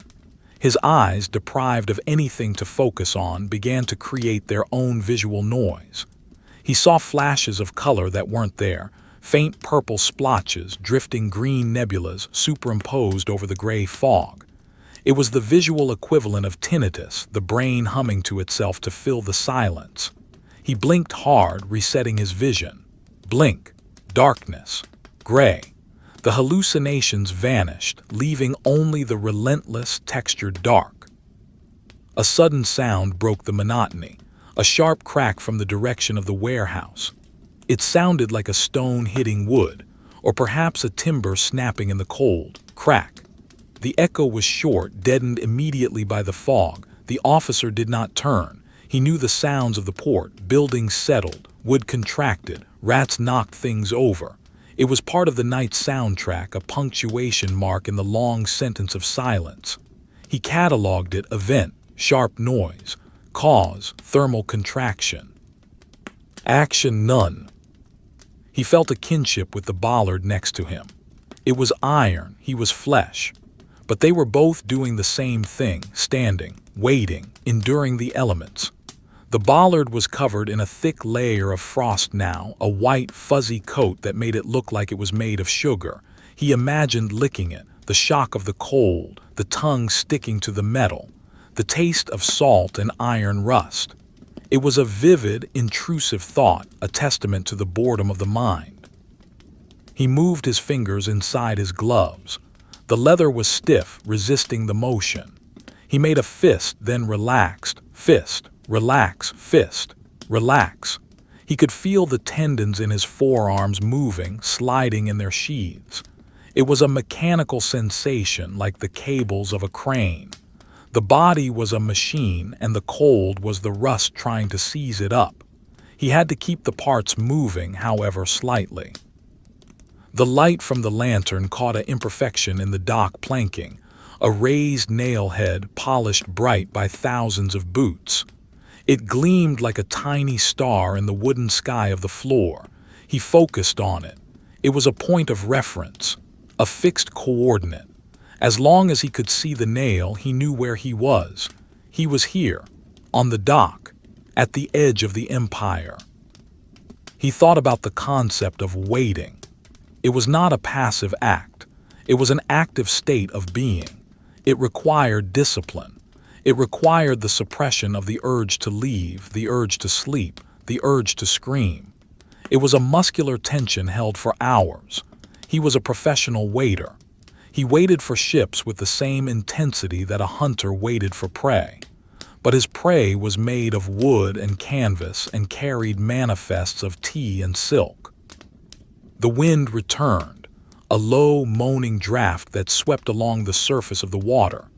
It brought the fog with it, stirring the soup of the atmosphere. The lantern flame danced wildly for a moment, casting frantic, jagged shadows that leaped up the side of the crate and across the officer's legs. The world became a flickering, unstable film reel. Then the wind died, and the shadows settled back into their assigned places, lying flat and heavy on the frost. He checked his internal clock. It felt like hours since he had looked at the watch. The night was stretching, the elastic of time pulled to its breaking point. He did not reach for the pocket. He knew the watch was there, ticking away its mechanical life. Tick, tick, tick. The sound was in his head now, a metronome pacing his heart. He synced his breathing to the imaginary ticking. In 2, 3, 4, out 2, 3, 4. The texture of the darkness seemed to thicken. It was no longer just a lack of light. It was a physical grain, like the surface of coarse sandstone. If he reached out, he felt he could sand the skin off his fingertips against the air. The visual style of his reality was gritty, high contrast in the center, fading to black at the edges. A vignette of cold. He remembered the warmth of the customs house, the coal fire in the grate, the orange glow of the embers, the smell of burning dust and tobacco smoke. It seemed like a memory from a previous life, a golden age that had ended centuries ago. He was in the Ice Age now, the era of the blue and the gray. He tried to summon the sensation of heat on his face, but the cold wind wiped the memory away instantly, replacing it with the sting of the frost. He looked down at his boots. They were black objects undefined in the shadow merged with the wood. He shifted his toes. Wiggle. A faint response. Good. They were still attached. The cold had numbed the skin, but the nerves were deep, protected by layers of wool and leather. He was a fortress. His extremities were the outer walls, sacrificed to protect the keep. The bell buoy rang again. Clang, faint, distant, sorrowful. It was the voice of the channel. It spoke of deep water and strong currents. It spoke of the indifference of the sea. The officer listened to the decay of the sound, the way the note hung in the mist before being swallowed.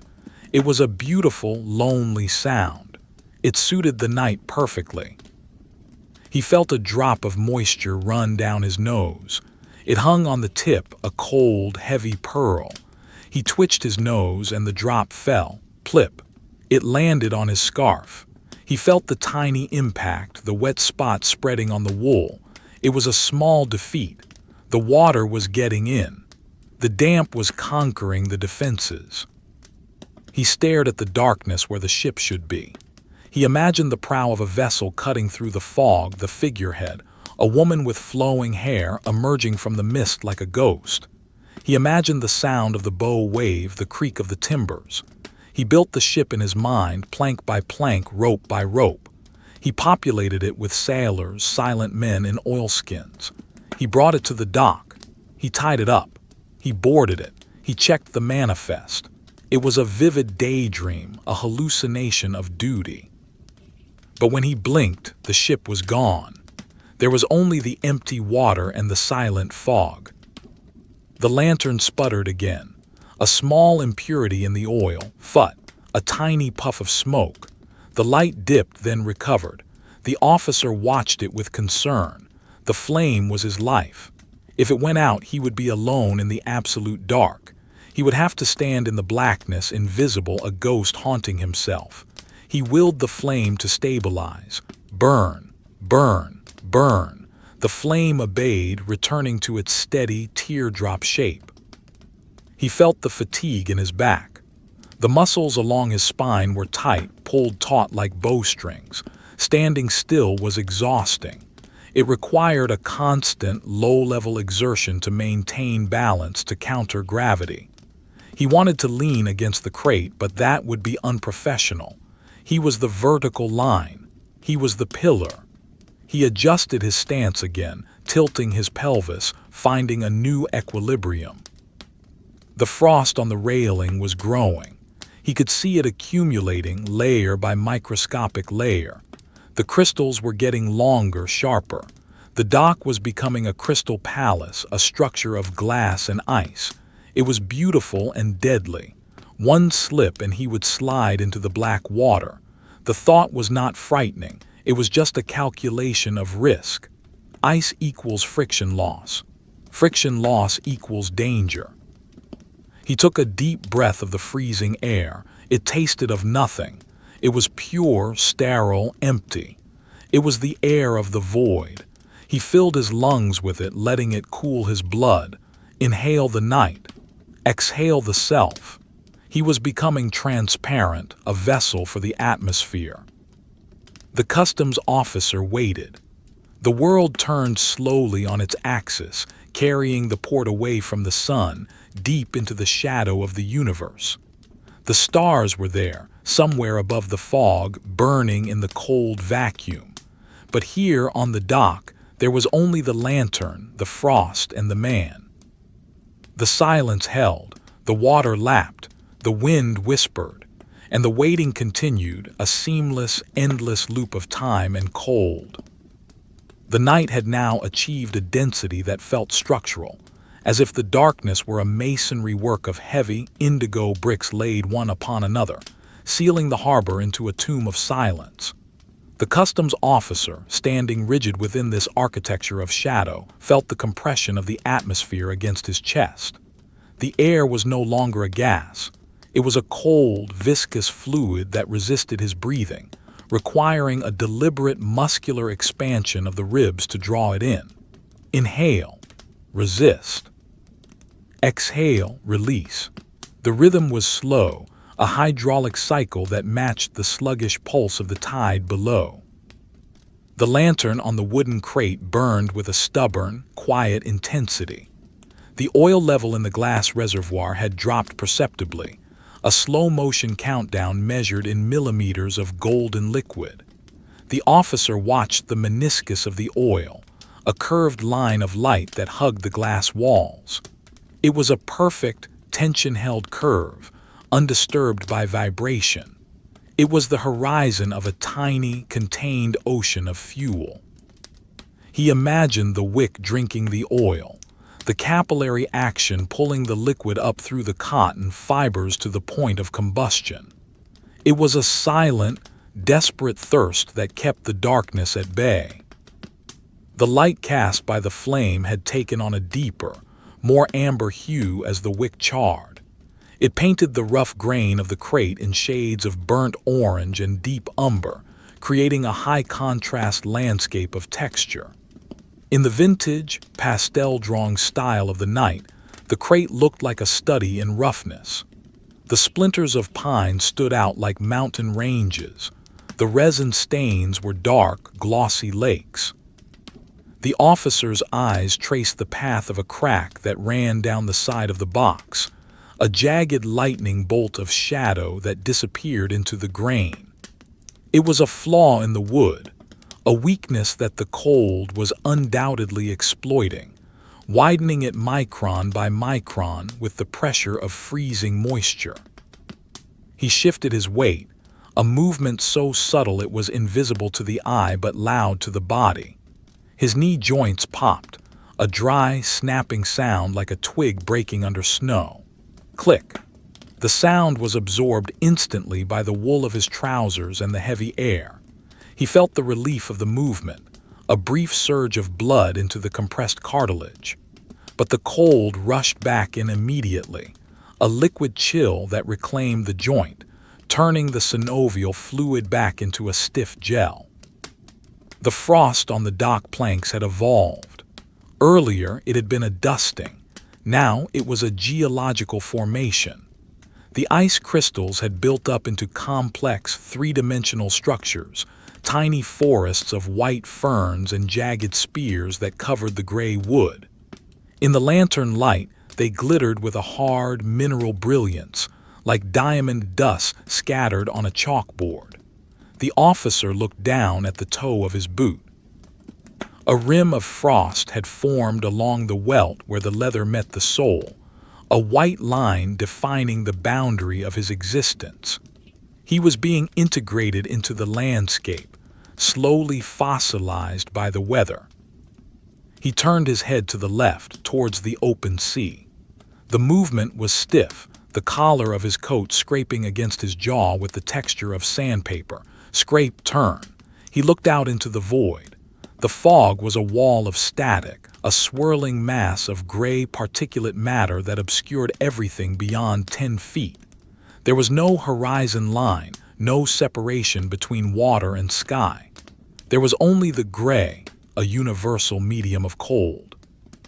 He listened for the bell buoy.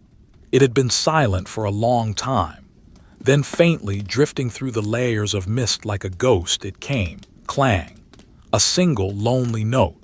It was lower in pitch than before, dampened by the thickening air. It vibrated in the officer's inner ear, a melancholy frequency that seemed to bypass the eardrums and resonate directly in the skull. Clang and then silence. The ocean was out there, moving, lifting the buoy, dropping it, indifferent to the sound it made. He thought of the ledger in his pocket. The weight of it was a comfort, a rectangular block of order in a chaotic world. He imagined the grid of lines on the paper, the perfect right angles, the blue ink. It was a symbol of the empire's attempt to impose structure on the fluid, unpredictable nature of the sea. But tonight, the ledger was blank. The grid was empty. The bureaucracy was suspended. He was not a clerk, he was a statue. He was a gargoyle perched on the edge of the Cathedral of Commerce, watching the gargoyles of the water. The wind shifted again, coming now from the northeast. It brought a new texture to the cold, sharper, more biting. It found the exposed skin of his cheeks and stung them with thousands of tiny, invisible needles. He felt the skin tightening, the pores sealing shut. He raised a gloved hand to shield his face, the leather smelling of wet animal hide and iron. The gesture was slow, protective. He held his hand there, a barrier against the wind, peering over the knuckles like a scout looking over a ridge. Below him, the water was performing its nightly ritual against the pilings. Slap, suck, gurgle. The tide was beginning to turn. The water level, having reached its maximum height, was pausing before the long retreat. This moment of slack water was the quietest time of the night. The tension of the rising tide was gone. The rush of the falling tide had not yet begun. The ocean was holding its breath.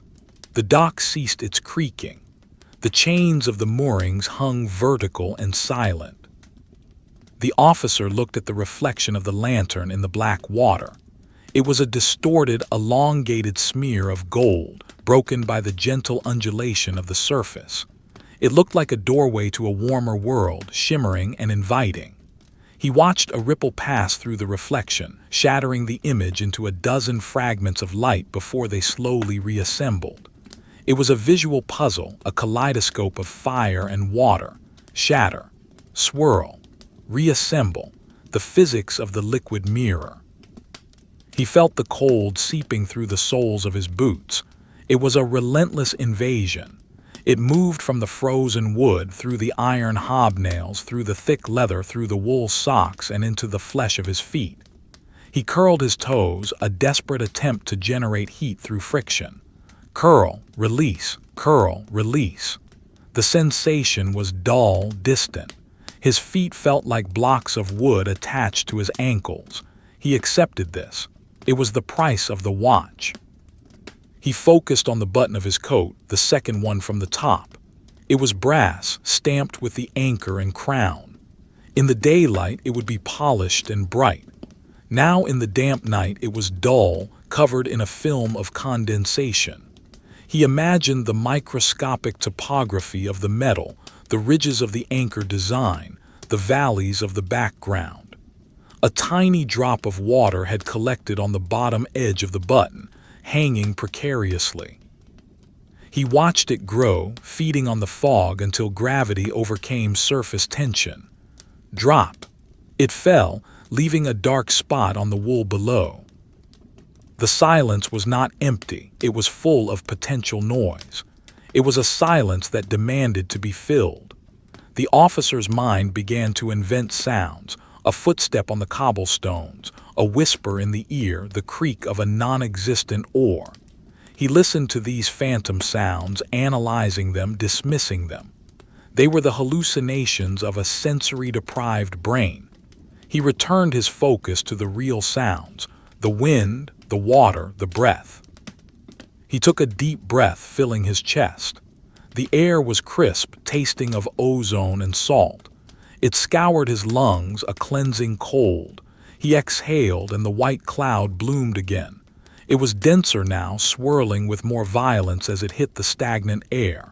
He watched the vortices form at the edges of the cloud, tiny hurricanes of steam that spun and vanished. Spin, fade, gone. It was fluid dynamics in action, beautiful and transient. He looked at the iron cleat near the edge of the dock. It was a massive, rusted casting, bolted to the timber with heavy iron spikes. It looked like a beast crouching in the dark, waiting to spring. The rust was a deep, textured red-brown, flaking off in scales. He imagined the history of the cleat, the ships it had held, the storms it had weathered, the ropes that had polished its surface. It was a veteran of the port, a silent witness to 1,000 departures. The fog seemed to pulsate, thickening and thinning in a slow rhythm. It was a living organism, breathing around him. At times, the lantern light could penetrate 10 feet. At other times, it was choked off at 5. The officer watched this shifting boundary of visibility. It was a wall that moved.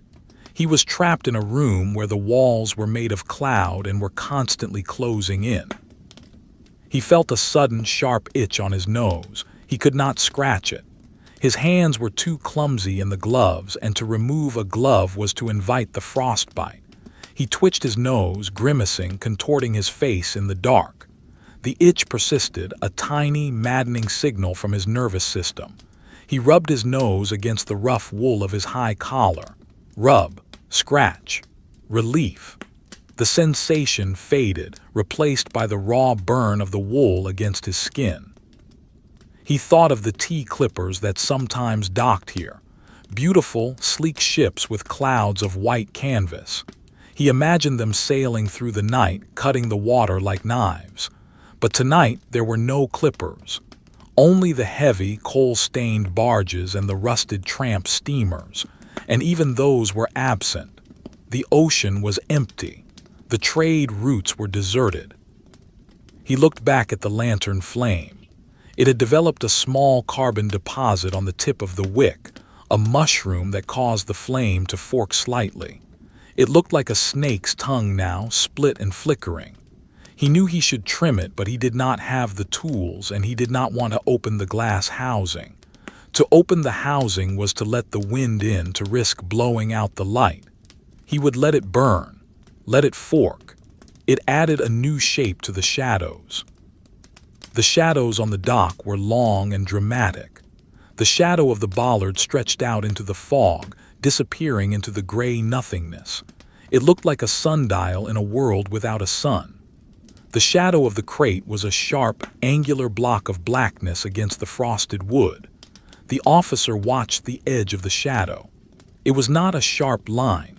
It was a gradient, a transition from light to dark that was granular and noisy, like the shading in a charcoal sketch. He felt the fatigue in his lower back, a dull, throbbing ache. The muscles were tired of holding the vertical line. He shifted his weight to his heels, locking his knees. It was a bad posture, but it offered a moment of relief. He let his shoulders slump slightly, just an inch, releasing the tension in his trapezius. The coat felt heavier in this position, dragging him down. The water made a new sound, gloop, a bubble rising from the deep mud bursting on the surface. It was a gross, organic sound like a stomach rumbling. The officer looked down. The water was black and slick like oil. He imagined the gas rising from the decomposition on the sea floor, traveling up through the cold water, breaking the surface and releasing its faint, rotten smell into the air. The cycle of decay. He checked the visual texture of the fog again. It was illuminated from within by the lantern, creating a sphere of glowing vapor. The light was scattered, diffused, turning the air into a luminous soup. He could see individual droplets drifting past his face, tiny, perfect spheres that caught the light and flared like microscopic stars. He was standing inside a galaxy of water.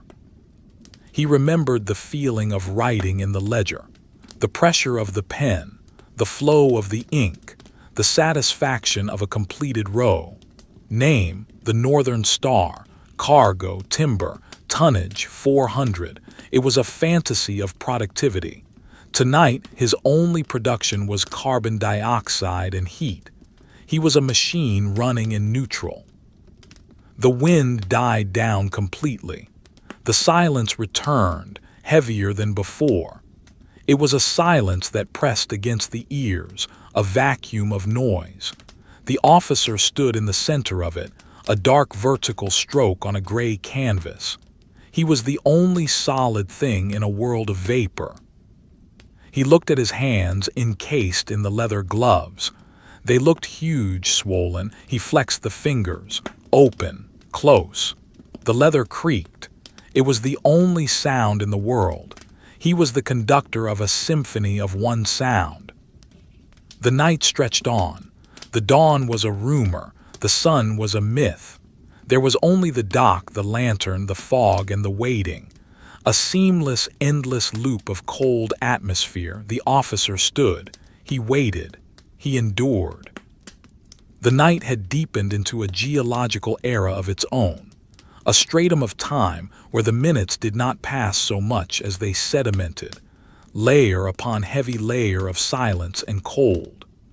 The visual field of the customs officer had contracted further, the darkness pressing in with the weight of deep water, reducing the world to a small, amber-tinted vignette carved out of the universal gray.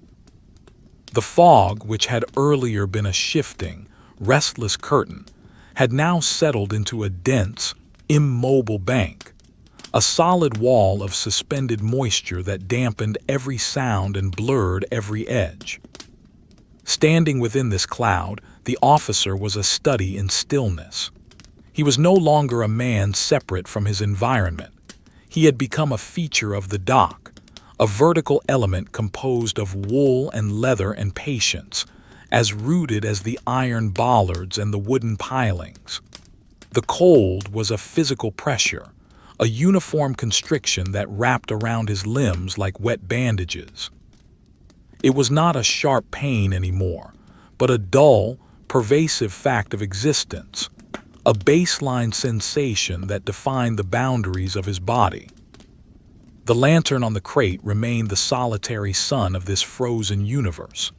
The flame had burned down further, the level of the oil dropping in the glass reservoir with agonizing slowness. It was a measure of endurance. The light it cast was rich and grainy, catching the texture of the fog and illuminating the millions of microscopic water droplets that hung in the air.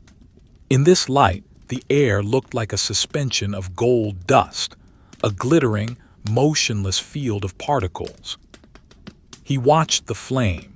It was a small, living sculpture of heat shaping the air around it. The convection currents rising from the chimney were invisible, but he could see their effect on the fog, a subtle swirling, a gentle uplift that carried the mist away into the darkness above. Rise, swirl, vanish. It was a hypnotic cycle, a tiny weather system generated by the consumption of whale oil. The glass of the lantern was hot, a localized anomaly in the freezing night. If a moth were to fly into it, it would sizzle and die instantly. But there were no moths. There were no insects. The cold had scoured the air of all life except for him. He looked down at the wooden planks of the dock. The frost had transformed them. What had been rough, gray timber was now a landscape of white crystal. The ice had grown in the silence, building intricate, fern-like structures that covered every inch of the wood. In the oblique light of the lantern, the frost looked like a carpet of crushed diamonds, sparkling with a hard, mineral brilliance. It was beautiful and treacherous. He knew that if he were to shift his feet, the crystals would crush with a sound like grinding glass, a sharp scritch that would violate the silence. He did not move. He held his position, a sentinel of the ice. The weight of his greatcoat was a heavy, comforting burden. The wool, now fully saturated with the dampness of the fog, hung from his shoulders like a leaden cape. It was stiff, frozen into the folds it had settled into hours ago. To move an arm would require breaking the crust of ice that had formed on the fabric. Crack, bend, stiffness. He preferred the stillness. It preserved the heat. It preserved the energy. The tide had turned. The slack water was over and the ocean was beginning its slow, inexorable retreat. The sound of the water had changed. It was no longer the slap of the rising tide, but the suck and gurgle of the ebb. The water was pulling away from the land, draining out of the crevices in the stone quay, sliding down the slime-coated wood of the pilings. Suck, gurgle, drip. It was a visceral, organic sound, like the earth itself was being drained of its blood. The smell of the harbor changed with the tide. As the water level dropped, it exposed the mudflats and the mussel beds that lined the bottom of the pilings. A heavy, pungent scent rose into the cold air, the smell of wet decay, of iodine and salt, of things that lived and died in the dark mud. It was a primitive smell, ancient and honest. The officer inhaled it through his nose, the cold air stinging his nostrils. It was the perfume of his trade, the scent of the border between the solid and the liquid. He visualized the water receding. He imagined the dark, slick mud being revealed inch by inch, glistening in the dark. He imagined the crabs scuttling for cover, the worms burying themselves deeper. It was a world of blind movement and silent struggle, happening just a few feet below his boots. He felt a strange kinship with the creatures of the mud. They, too, were waiting. They, too, were enduring the cycle of the tides. He felt the weight of the ledger in his pocket. It was a solid, rectangular presence against his hip. He did not need to touch it to know it was there. It was his anchor to the world of men, to the world of rules and records. He thought of the pages inside, the ruled lines, the headers for date, ship, master, cargo. They were empty. They were white fields of snow waiting for the footprints of ink. But there was no ink tonight. There was only the fog. He focused on the texture of the wooden crate beneath the lantern. It was a landscape of rough pine. He traced the grain with his eyes, following the dark, resinous lines as they flowed around the knots. He saw a splinter that had been raised by the damp, a tiny spear of wood pointing towards the light. He saw the nail heads, rusted and bent, that held the slats together. Each nail was a study in oxidation, a textured bloom of orange and brown against the gray wood. Rust, wood, grain. It was a still life of poverty and utility. The wind had died down completely. The air was still, heavy, motionless. It was a vacuum of sound. The officer could hear the blood rushing in his ears, a low, rhythmic whoosh-whoosh that synced with his heartbeat. It was the sound of his own life, the engine that kept him warm in the void. He listened to it, finding comfort in the regularity. As long as he could hear the whoosh, he was alive. He looked out into the darkness beyond the lantern's reach. The visual field ended abruptly, a wall of charcoal smudge. There were no shapes, no horizons. The city behind him was gone. The sea in front of him was gone. He was standing on an island of light in a universe of nothing. It was a terrifying and peaceful isolation. He was the only man in the world. He felt the cold seeping through the soles of his boots. It was a relentless, creeping numbness that started at the toes and worked its way up the foot. He wiggled his toes inside the stiff leather. 1, 2, 3, 4, 5. The sensation was distant, dull. It felt like moving someone else's toes. He accepted the numbness. It was a form of protection. If he couldn't feel the cold, it couldn't hurt him. The bell buoy rang again. Clang. The sound was different now. The tide was pulling the buoy outward, straining against its chain. The ring was sharper, more urgent. Clang, clang, a double strike. The metal tongue hitting the metal bell. It was a lonely, mournful sound, a cry for help that would never be answered. The officer listened to the decay of the note, the way it hung in the fog before being swallowed by the silence. He thought of the ships that might be out there, anchored in the channel, waiting for the fog to lift. He imagined the sailors on watch, wrapped in their own coats, staring into the same gray nothingness. They were his counterparts, his mirror images. They were waiting to come in. He was waiting to let them in. They were connected by the invisible thread of duty. But the fog severed the connection, leaving them both alone. He adjusted his hat. The brim was heavy with moisture, drooping slightly over his eyes. He pushed it up with a gloved hand. The leather glove was cold against his forehead, a shock of temperature. Cold, skin, leather. He held his hand there for a moment, shielding his eyes from the glare of the lantern, peering into the dark. There was nothing to see, just the swirling mist and the black shadows. He looked at the iron ring bolt set into the stone of the key. It was covered in a thick layer of frost, a white donut on the dark stone. It looked like a portal, a ring to another world. He imagined pulling on it, lifting the stone, descending into a warm, lit room beneath the earth. A room with a fire, a chair, a pot of coffee. It was a pleasant fantasy, a mental escape hatch. But he knew the truth. Under the stone was only dirt and worms and cold. The fog seemed to thicken again, pulsing with a slow, respiratory rhythm. It rolled over the dock in waves, obscuring the lantern for a moment, then revealing it again. Obscure, reveal, obscure, reveal. It was a game of hide and seek played by the atmosphere. The officer watched the fog interact with the light. The droplets nearest the flame would flare up, tiny stars burning out, while the ones further away remained dull gray ghosts. He felt a stiffness in his lower back, a dull ache from standing on the hard wood for so long. He shifted his weight to his heels, locking his knees. It was a subtle movement, a microscopic adjustment of the skeleton. Shift, lock, relief. He let his shoulders slump slightly, releasing the tension in his trapezius muscles. The coat felt heavier in this position, dragging him down towards the earth. He focused on the silence. It was not empty. It was full of potential sound. He heard the phantom echoes of the port, the shouting of stevedores, the rattle of chains, the whistle of steam engines. These were the ghosts of the day haunting the night.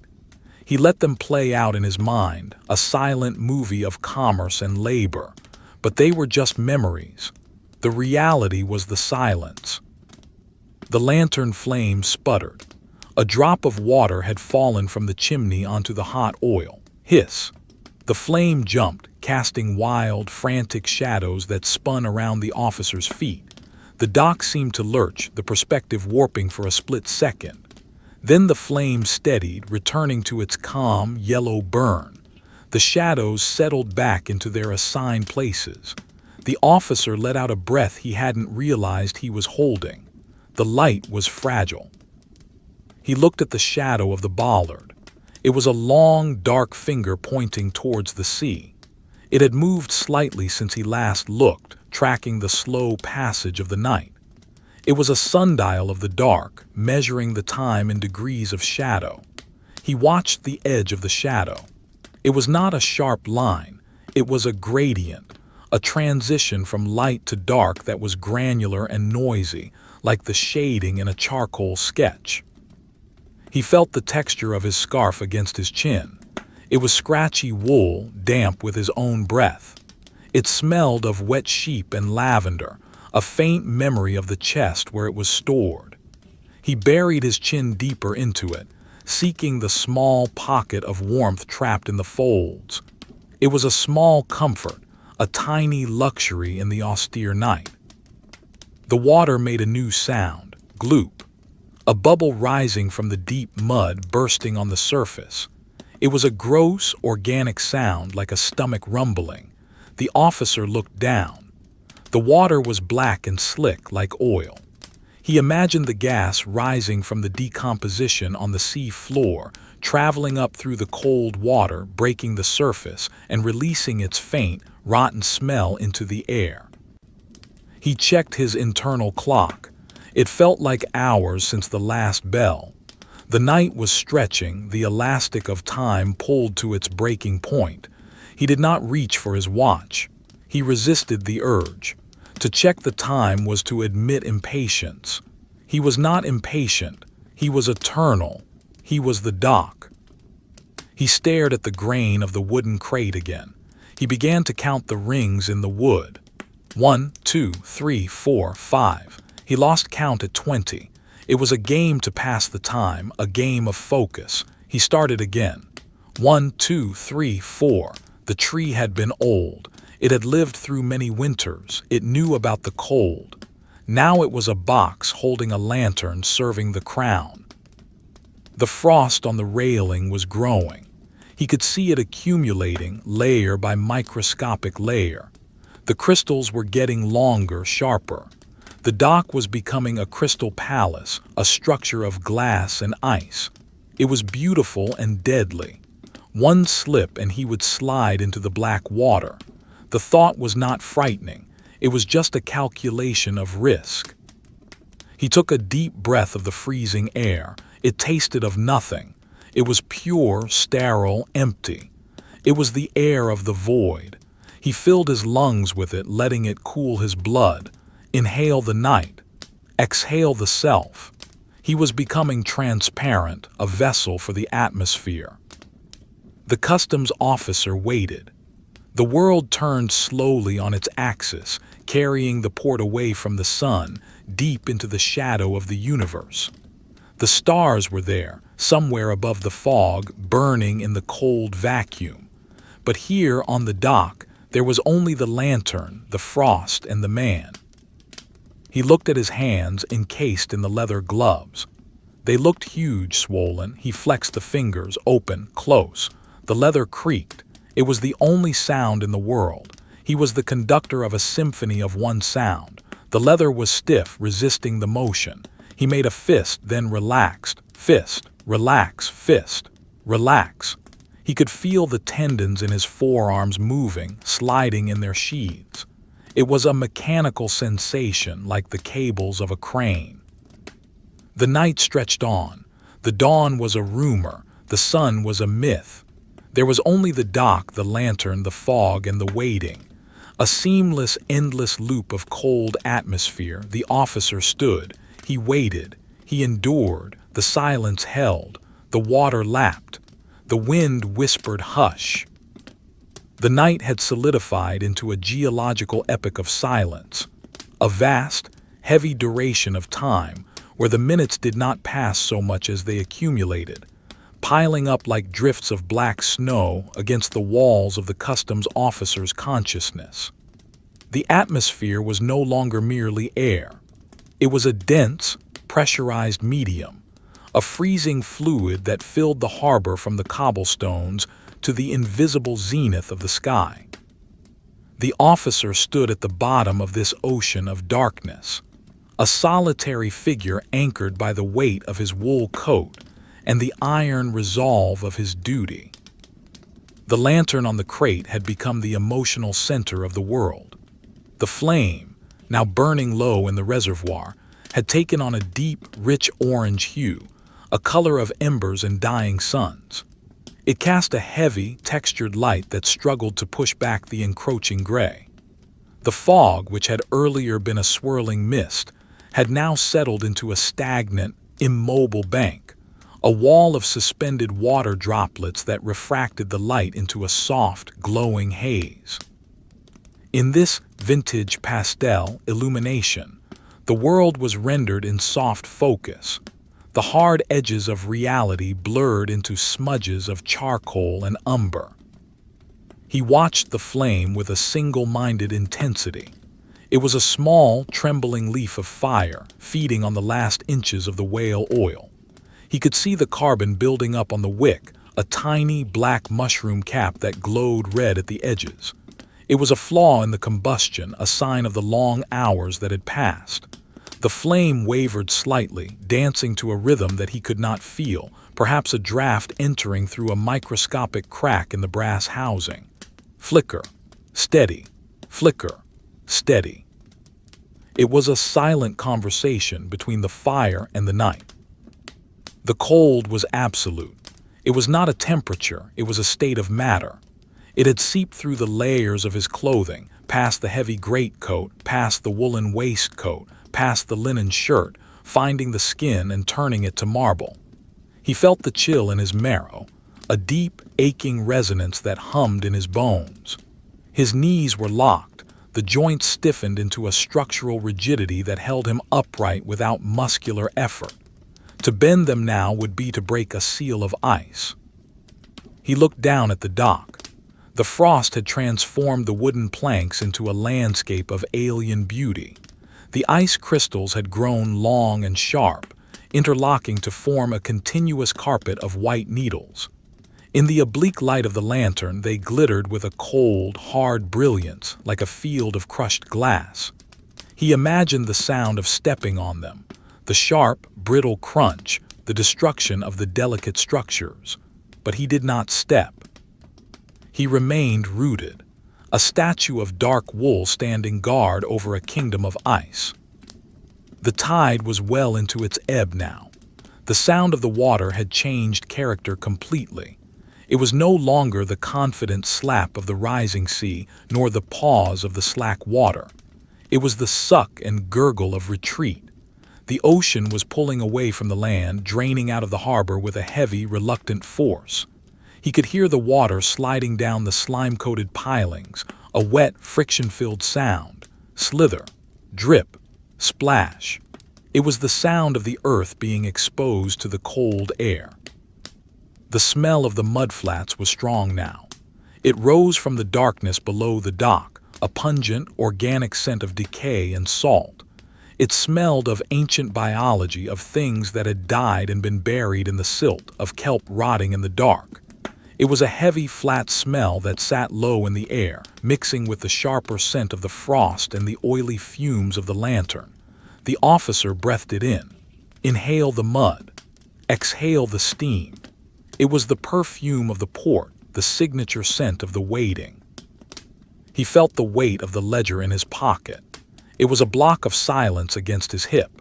He visualized the book in his mind, the leather cover, worn smooth by years of handling, the paper, crisp and ruled with blue lines, the spine cracked and glued. He imagined opening it to page 100. It would be blank, a field of white snow waiting for a traveler. He imagined writing his name in the center of the page, just his name, a proof of existence, but he did not move his hand. The book remained closed.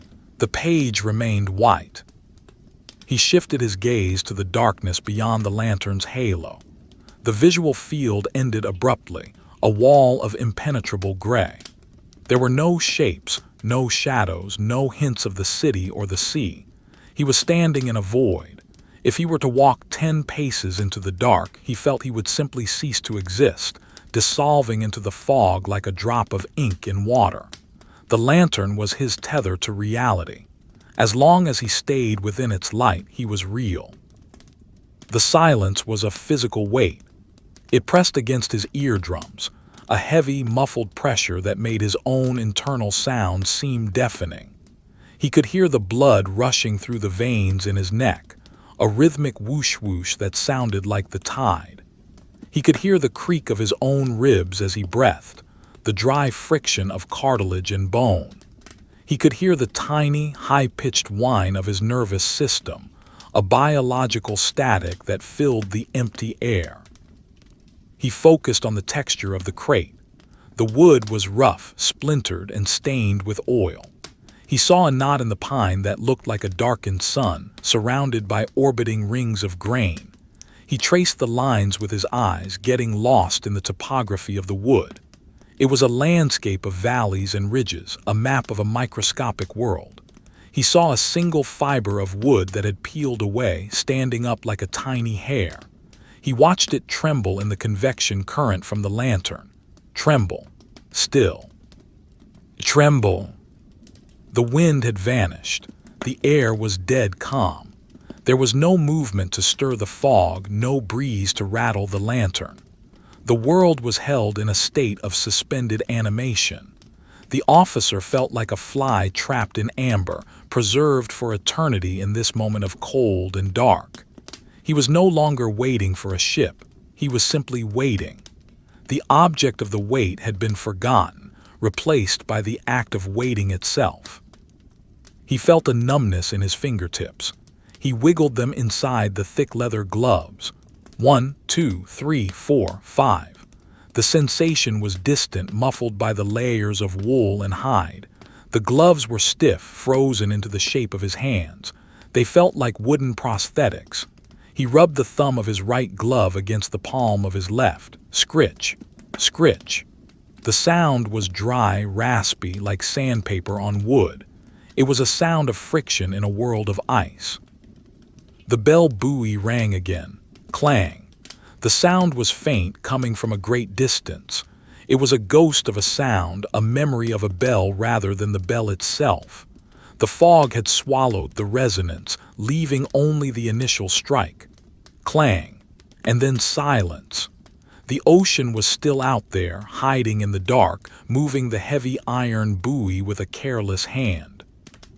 He thought of the coffee he had drunk hours ago. The memory of the heat was fading, replaced by the reality of the cold. He tried to recall the taste, the bitterness, the warmth, the sugar. It was a distant sensory echo. He swallowed, his throat dry and clicking. Click. The sound was loud in his head.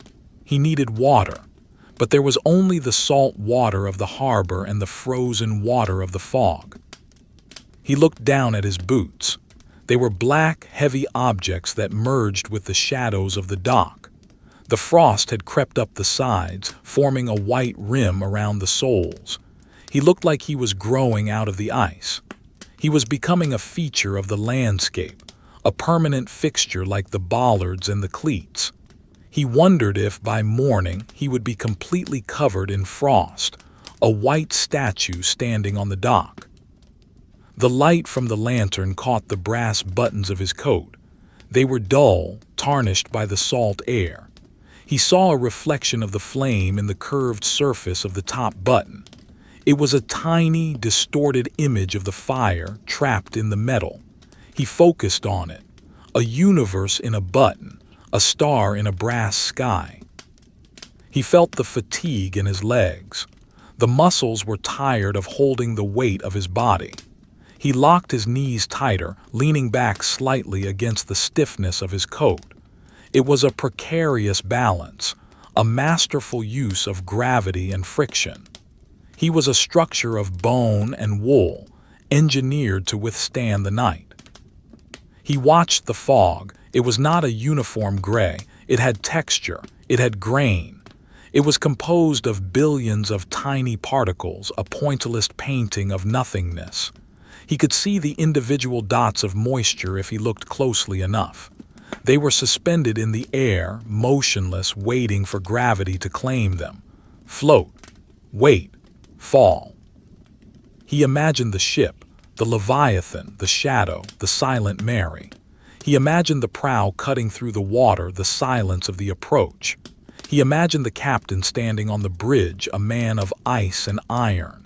He imagined the crew, silent ghosts working the rigging. It was a vivid hallucination, a story he told himself to fill the void. But there was no ship. There was only the empty channel and the silent bell. He took a deep breath. The air was sharp, biting.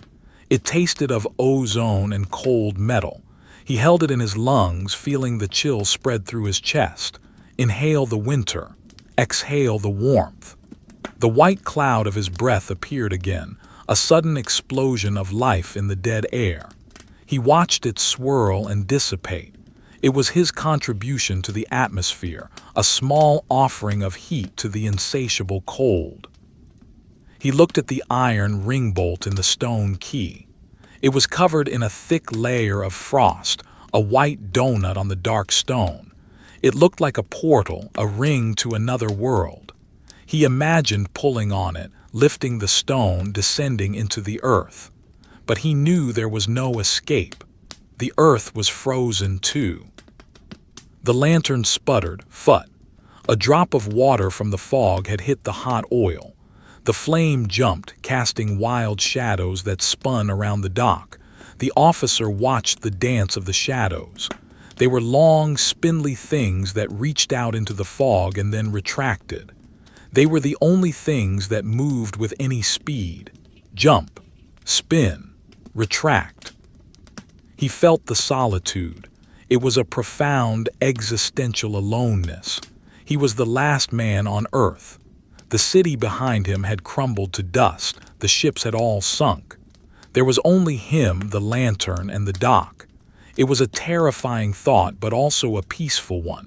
No more ledgers, no more duties, just the waiting. He focused on the grain of the wooden crate again. He counted the rings. 21, 22, 23. The tree had been old. It had lived in a forest surrounded by other trees. Now it was a box, alone on a dock. He felt a kinship with the wood. They were both exiles from the forest of the living. The cold was settling into his face now. His cheeks felt tight, waxy. He could not feel his nose. He rubbed his face with his gloved hand. Rub, rub, rub. The friction generated a tiny spark of heat, but it was gone in an instant. The cold was a tide that always returned. He looked at the water again. It was low, dark, oily. It reflected nothing. It was a black mirror that absorbed the light. He imagined dropping a coin into it. Splash. Sink. Gone. a small offering to the gods of the harbor. The officer stood. The night continued. The dawn was a myth. The sun was a lie. There was only the cold, the dark, and the waiting, a seamless, endless loop of atmosphere. He adjusted his collar, scratch. The wool was rough, it was real. The silence held, the water lapped, the wind whispered hush. The night had entered a phase of absolute suspension, a deep, motionless trench of time where the concept of forward momentum had ceased to exist. The atmosphere was no longer gaseous. It was a heavy, freezing solid that encased the harbor in a block of dark gray amber. The customs officer stood at the center of this preservation, a specimen of duty trapped in the resin of the cold. The weight of the hours pressed down upon his shoulders with a physical force, compressing the wool of his greatcoat until it felt less like fabric and more like a layer of sedimentary rock that had formed around his body. The lantern on the wooden crate was dying. The oil in the glass reservoir had dropped to a critical level, a mere film of golden liquid coating the bottom of the vessel. The wick, now almost dry, was consuming itself, burning with a deep, reddish-orange glow that lacked the vitality of the earlier flame. The light it cast was dim, contracted, pulling in the boundaries of the visible world until the officer stood in a sphere of illumination no wider than his own outstretched arms. Beyond this shrinking circle, the darkness was absolute, a wall of charcoal and indigo that absorbed all definition. He watched the flame. It was a small, struggling thing gasping for fuel. It flickered with a desperate, irregular rhythm, dipping low into the blue of the base before flaring up with a momentary, smoky brilliance. Dip, flare, dip, flare. It was the heartbeat of the dock, faltering in the cold. The glass chimney was now heavily soot-stained at the top, a gradient of black that obscured the clarity of the light, turning the world into a smudge of shadow and grain.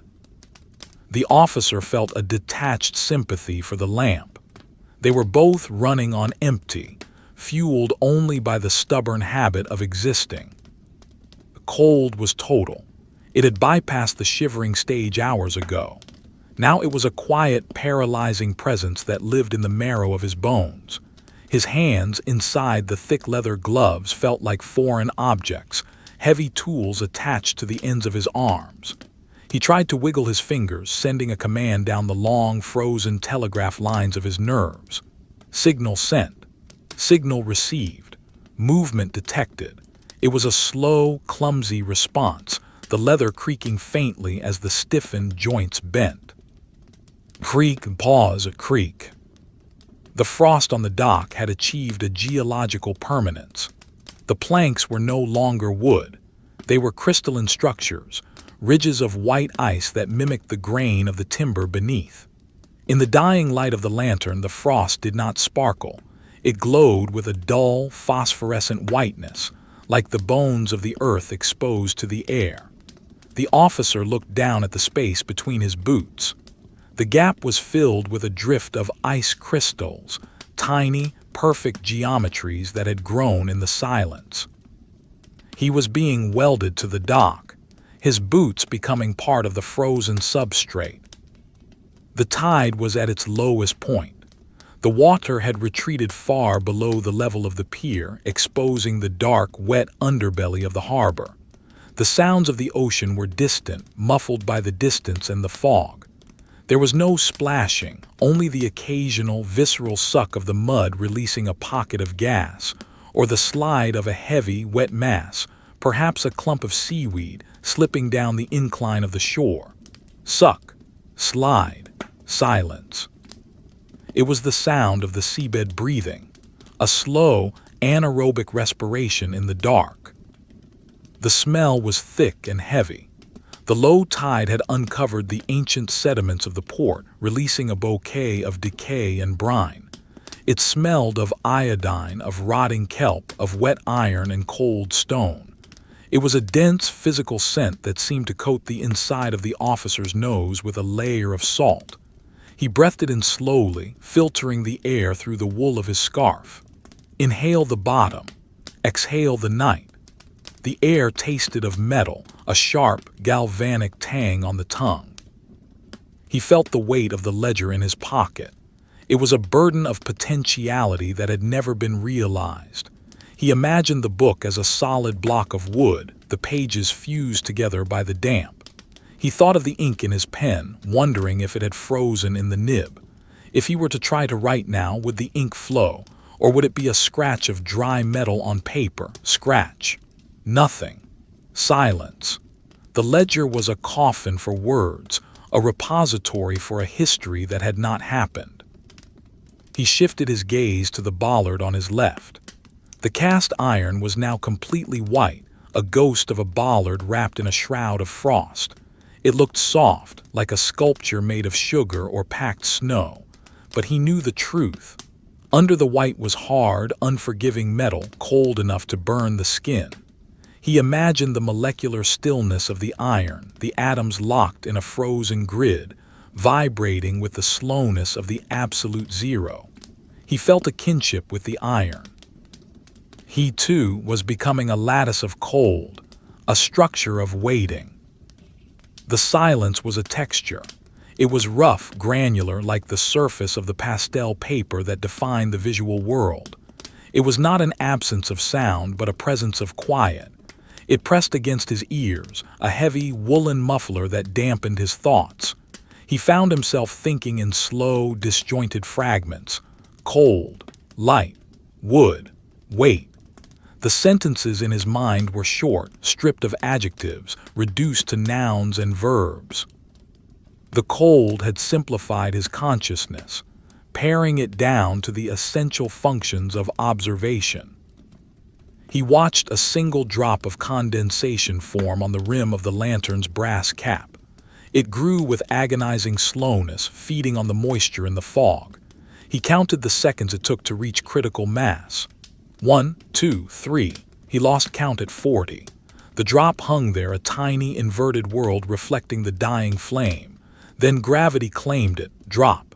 It fell, hitting the hot glass with a microscopic hiss, leaving a faint, white ring of mineral residue. Hiss. Ring. Gone. The fog was a solid wall. It did not move. It did not swirl. It simply existed, a block of gray matter that filled the space between the atoms of the air. The officer felt that he could lean against it, that it would support his weight like a mattress of damp wool. He stared into it, his eyes searching for a pattern, a break, a sign. But there was only the grain of the mist, the endless, repetitive stippling of the water droplets. He felt a dull ache in his lower spine. The muscles, tired of holding the vertical line against the gravity of the night, were beginning to spasm in slow, rhythmic waves. He adjusted his stance, shifting his weight to the balls of his feet, engaging the calves. The leather of his boots groaned, a sound of protest from the material. He locked his knees again, stacking his bones like columns of stone.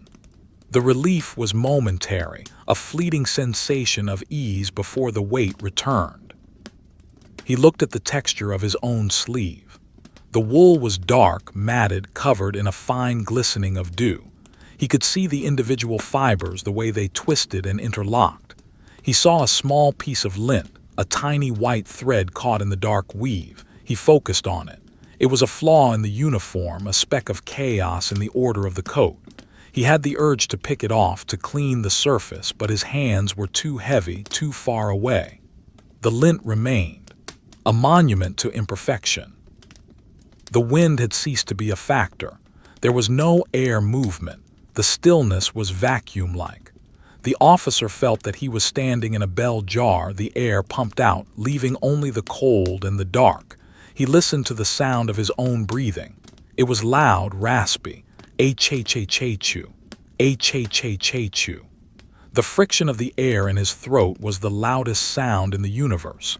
It was a mechanical sound, the noise of a pump keeping the fluids moving. He thought of the city behind him. It felt like a memory of a dream. Did the streets still exist? Were there still houses with fires and beds? It seemed impossible. The world had shrunk to this dock, this lantern, this water. The city was a myth, a story told to children to make them sleep. He was the only reality. He was the keeper of the edge. He looked at the darkness where the water should be. The reflection of the lantern was gone now, the angle too steep, the light too weak to reach the surface of the low tide. There was only the abyss. He imagined the mudflats stretching out into the channel, a wasteland of wet silt and crab shells. He imagined walking out onto them, his boots sinking into the mud, the suction holding him fast. Sink. Stuck. Wait. It was a claustrophobic thought, a nightmare of entrapment. He felt the cold touching his face. His cheeks were numb, devoid of sensation. He touched his nose with his gloved finger. He couldn't feel the touch on his skin, only the pressure on the bone. It was a strange dissociation, as if his face belonged to a statue that he was inhabiting. He rubbed the skin, a rough, circular motion. Rub, rub, rub. The friction created a phantom heat that vanished the moment he stopped. The bell buoy was silent. The sea had calmed to such an extent, or the tide was so low that the mechanism no longer triggered. The absence of the bell was a new kind of silence. It removed the last connection to the open ocean. The channel was asleep. The ships were asleep. The iron bell hung motionless in its cage, a tongue that had forgotten how to speak. He focused on the grain of the wooden crate again. He saw a dark stain near the bottom, shaped like an island. He studied the coastline of the stain, the bays and peninsulas of oil and dirt. He imagined it was a real island, a place of tropical heat and green trees. He tried to project himself there, to feel the sun on his back, but the visualization failed. The gray fog washed over the mental image, turning the green island into a rock of ice. The cold was the only truth. The lantern sputtered violently. Phut-phut. The flame jumped, turning blue, detaching itself from the wick for a fraction of a second before settling back. The officer's heart jumped with it. Thump. A spike of adrenaline in the lethargy. If the light went out, the world ended. He willed the oil to last. Burn, last, burn. The flame stabilized, but it was smaller now, a tiny bead of fire in a glass tomb. He felt the fatigue in his eyes. The constant straining into the dark, the lack of visual stimuli had tired the optic nerves. He closed his eyes. The darkness behind his lids was not black. It was a swirling field of visual noise, gray static and purple bruises. He saw the afterimage of the lantern, a green spot that floated in the void. He watched it fade, dissolving into the background noise. Green, gray, nothing. He opened his eyes. The world was the same.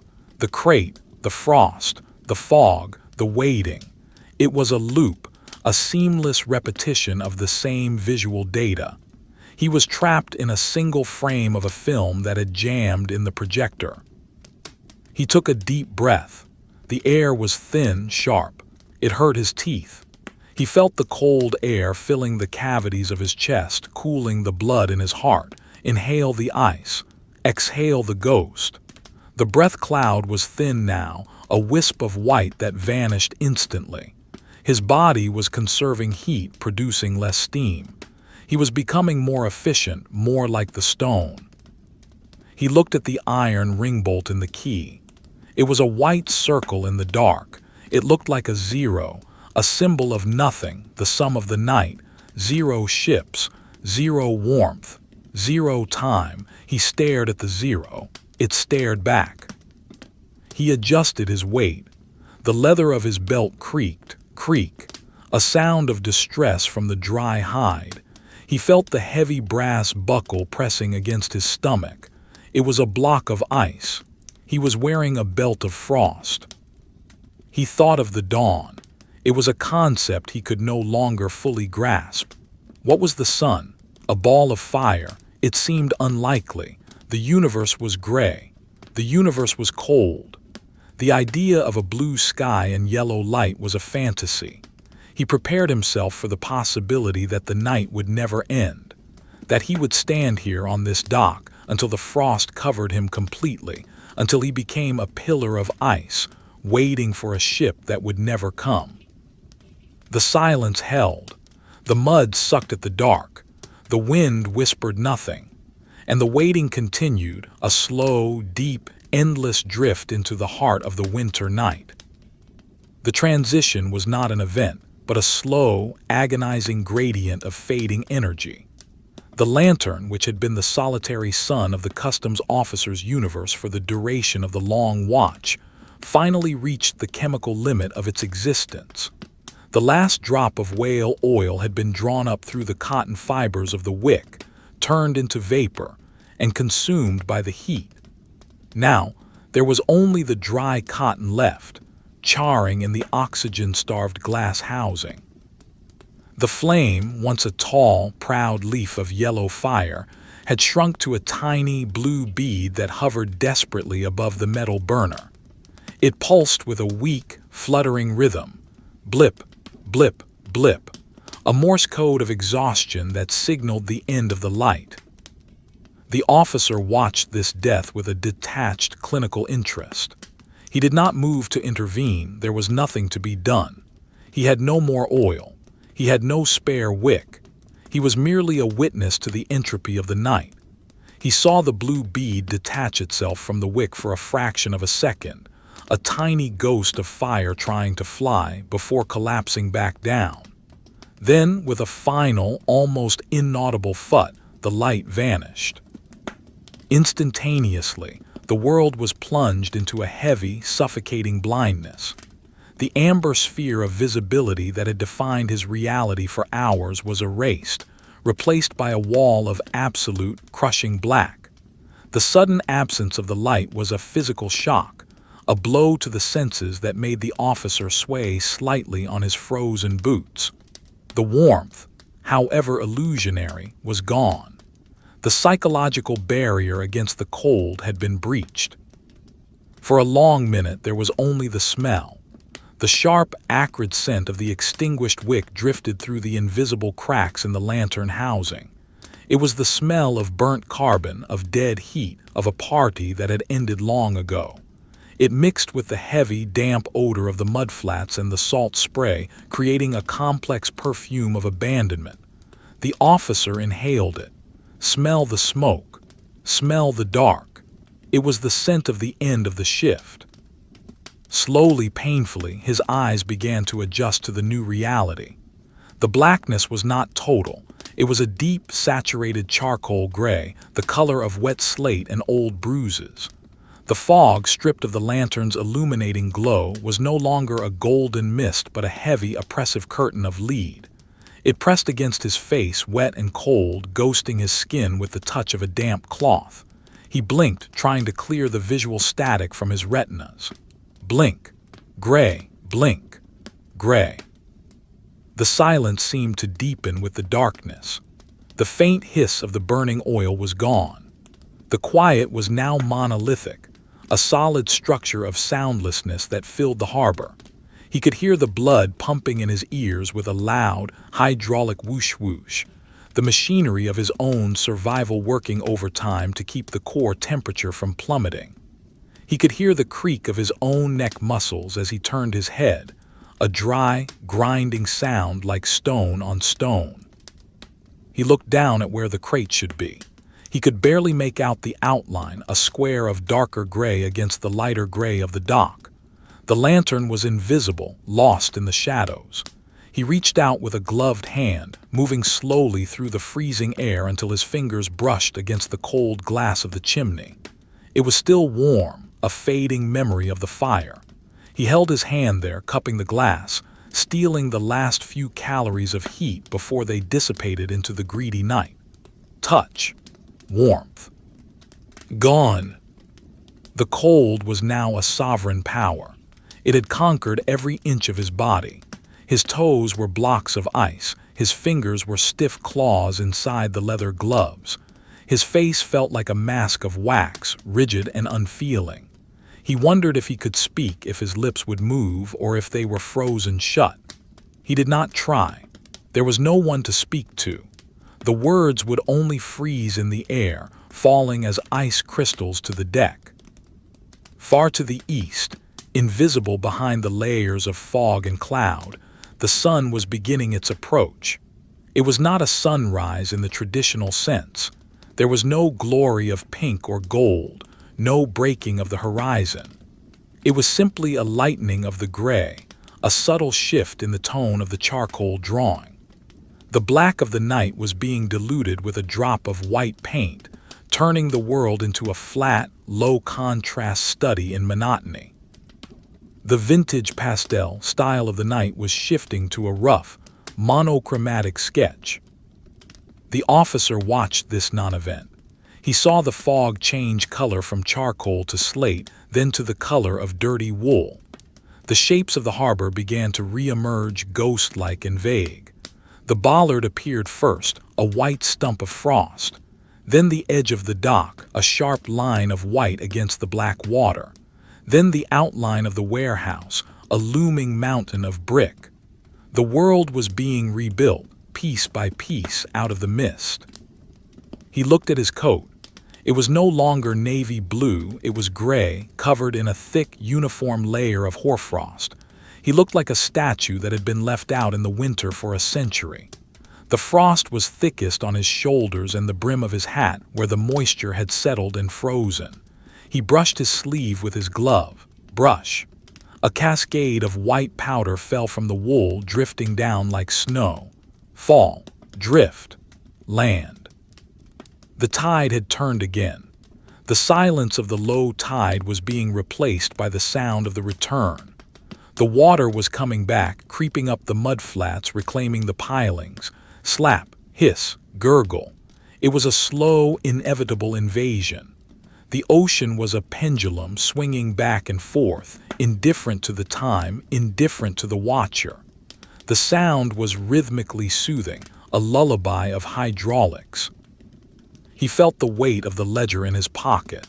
It was a stone, a heavy, rectangular burden of unwritten history. He imagined the pages inside, now damp and cold, the fibers of the paper swollen with the moisture of the night. The ink in his pen would be thick, sluggish. If he were to write now, the letters would be shaky, the lines wavering. But the page remained blank. No ship, no cargo, no name. The waiting was the only record. He stamped his feet. Thud, thud. The sound was dull, deadened by the frost and the damp wood.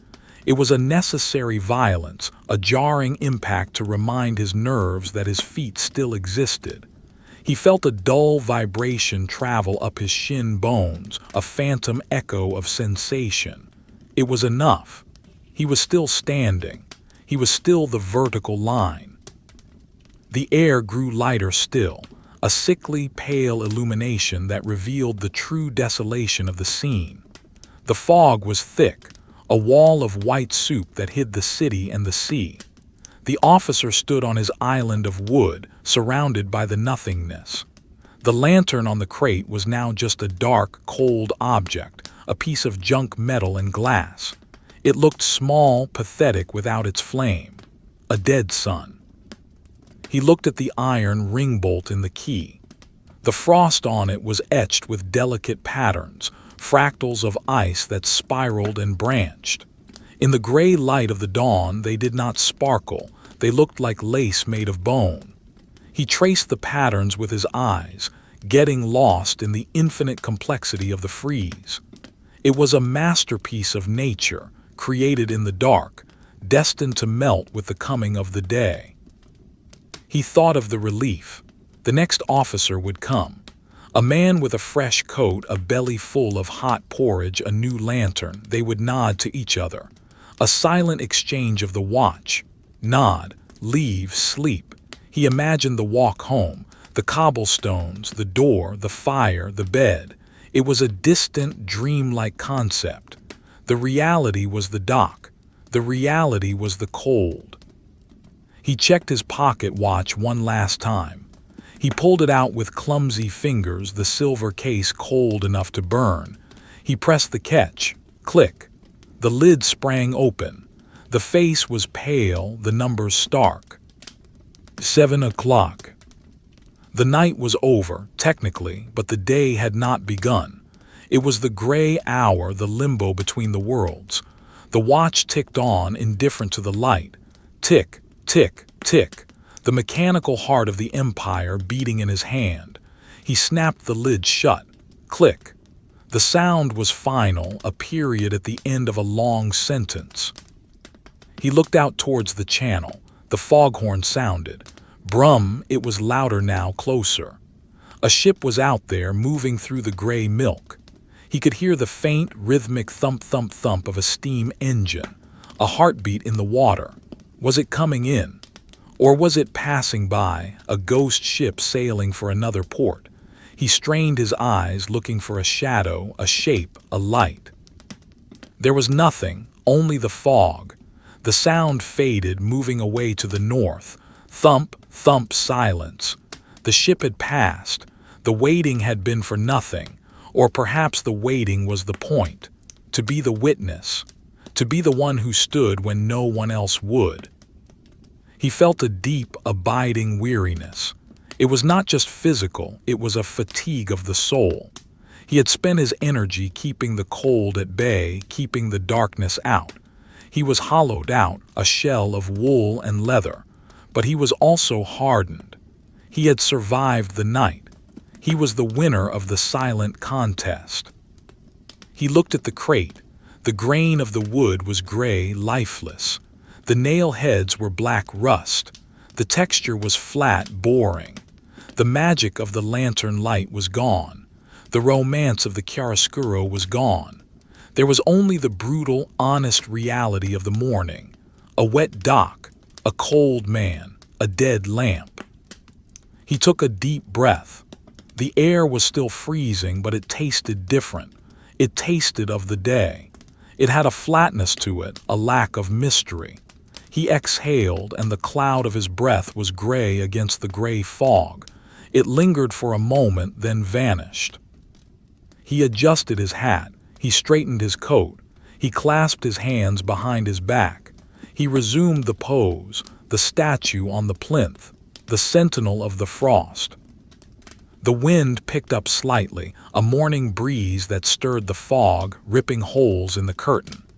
For a brief second, he saw the water. It was gray, flat, oily. It looked like a sheet of lead hammered smooth. Then the fog closed in again, sealing the view. He was the customs officer. He was the man who waited. The night was done, but the watch was never over. The cycle would repeat. The sun would rise, the sun would set.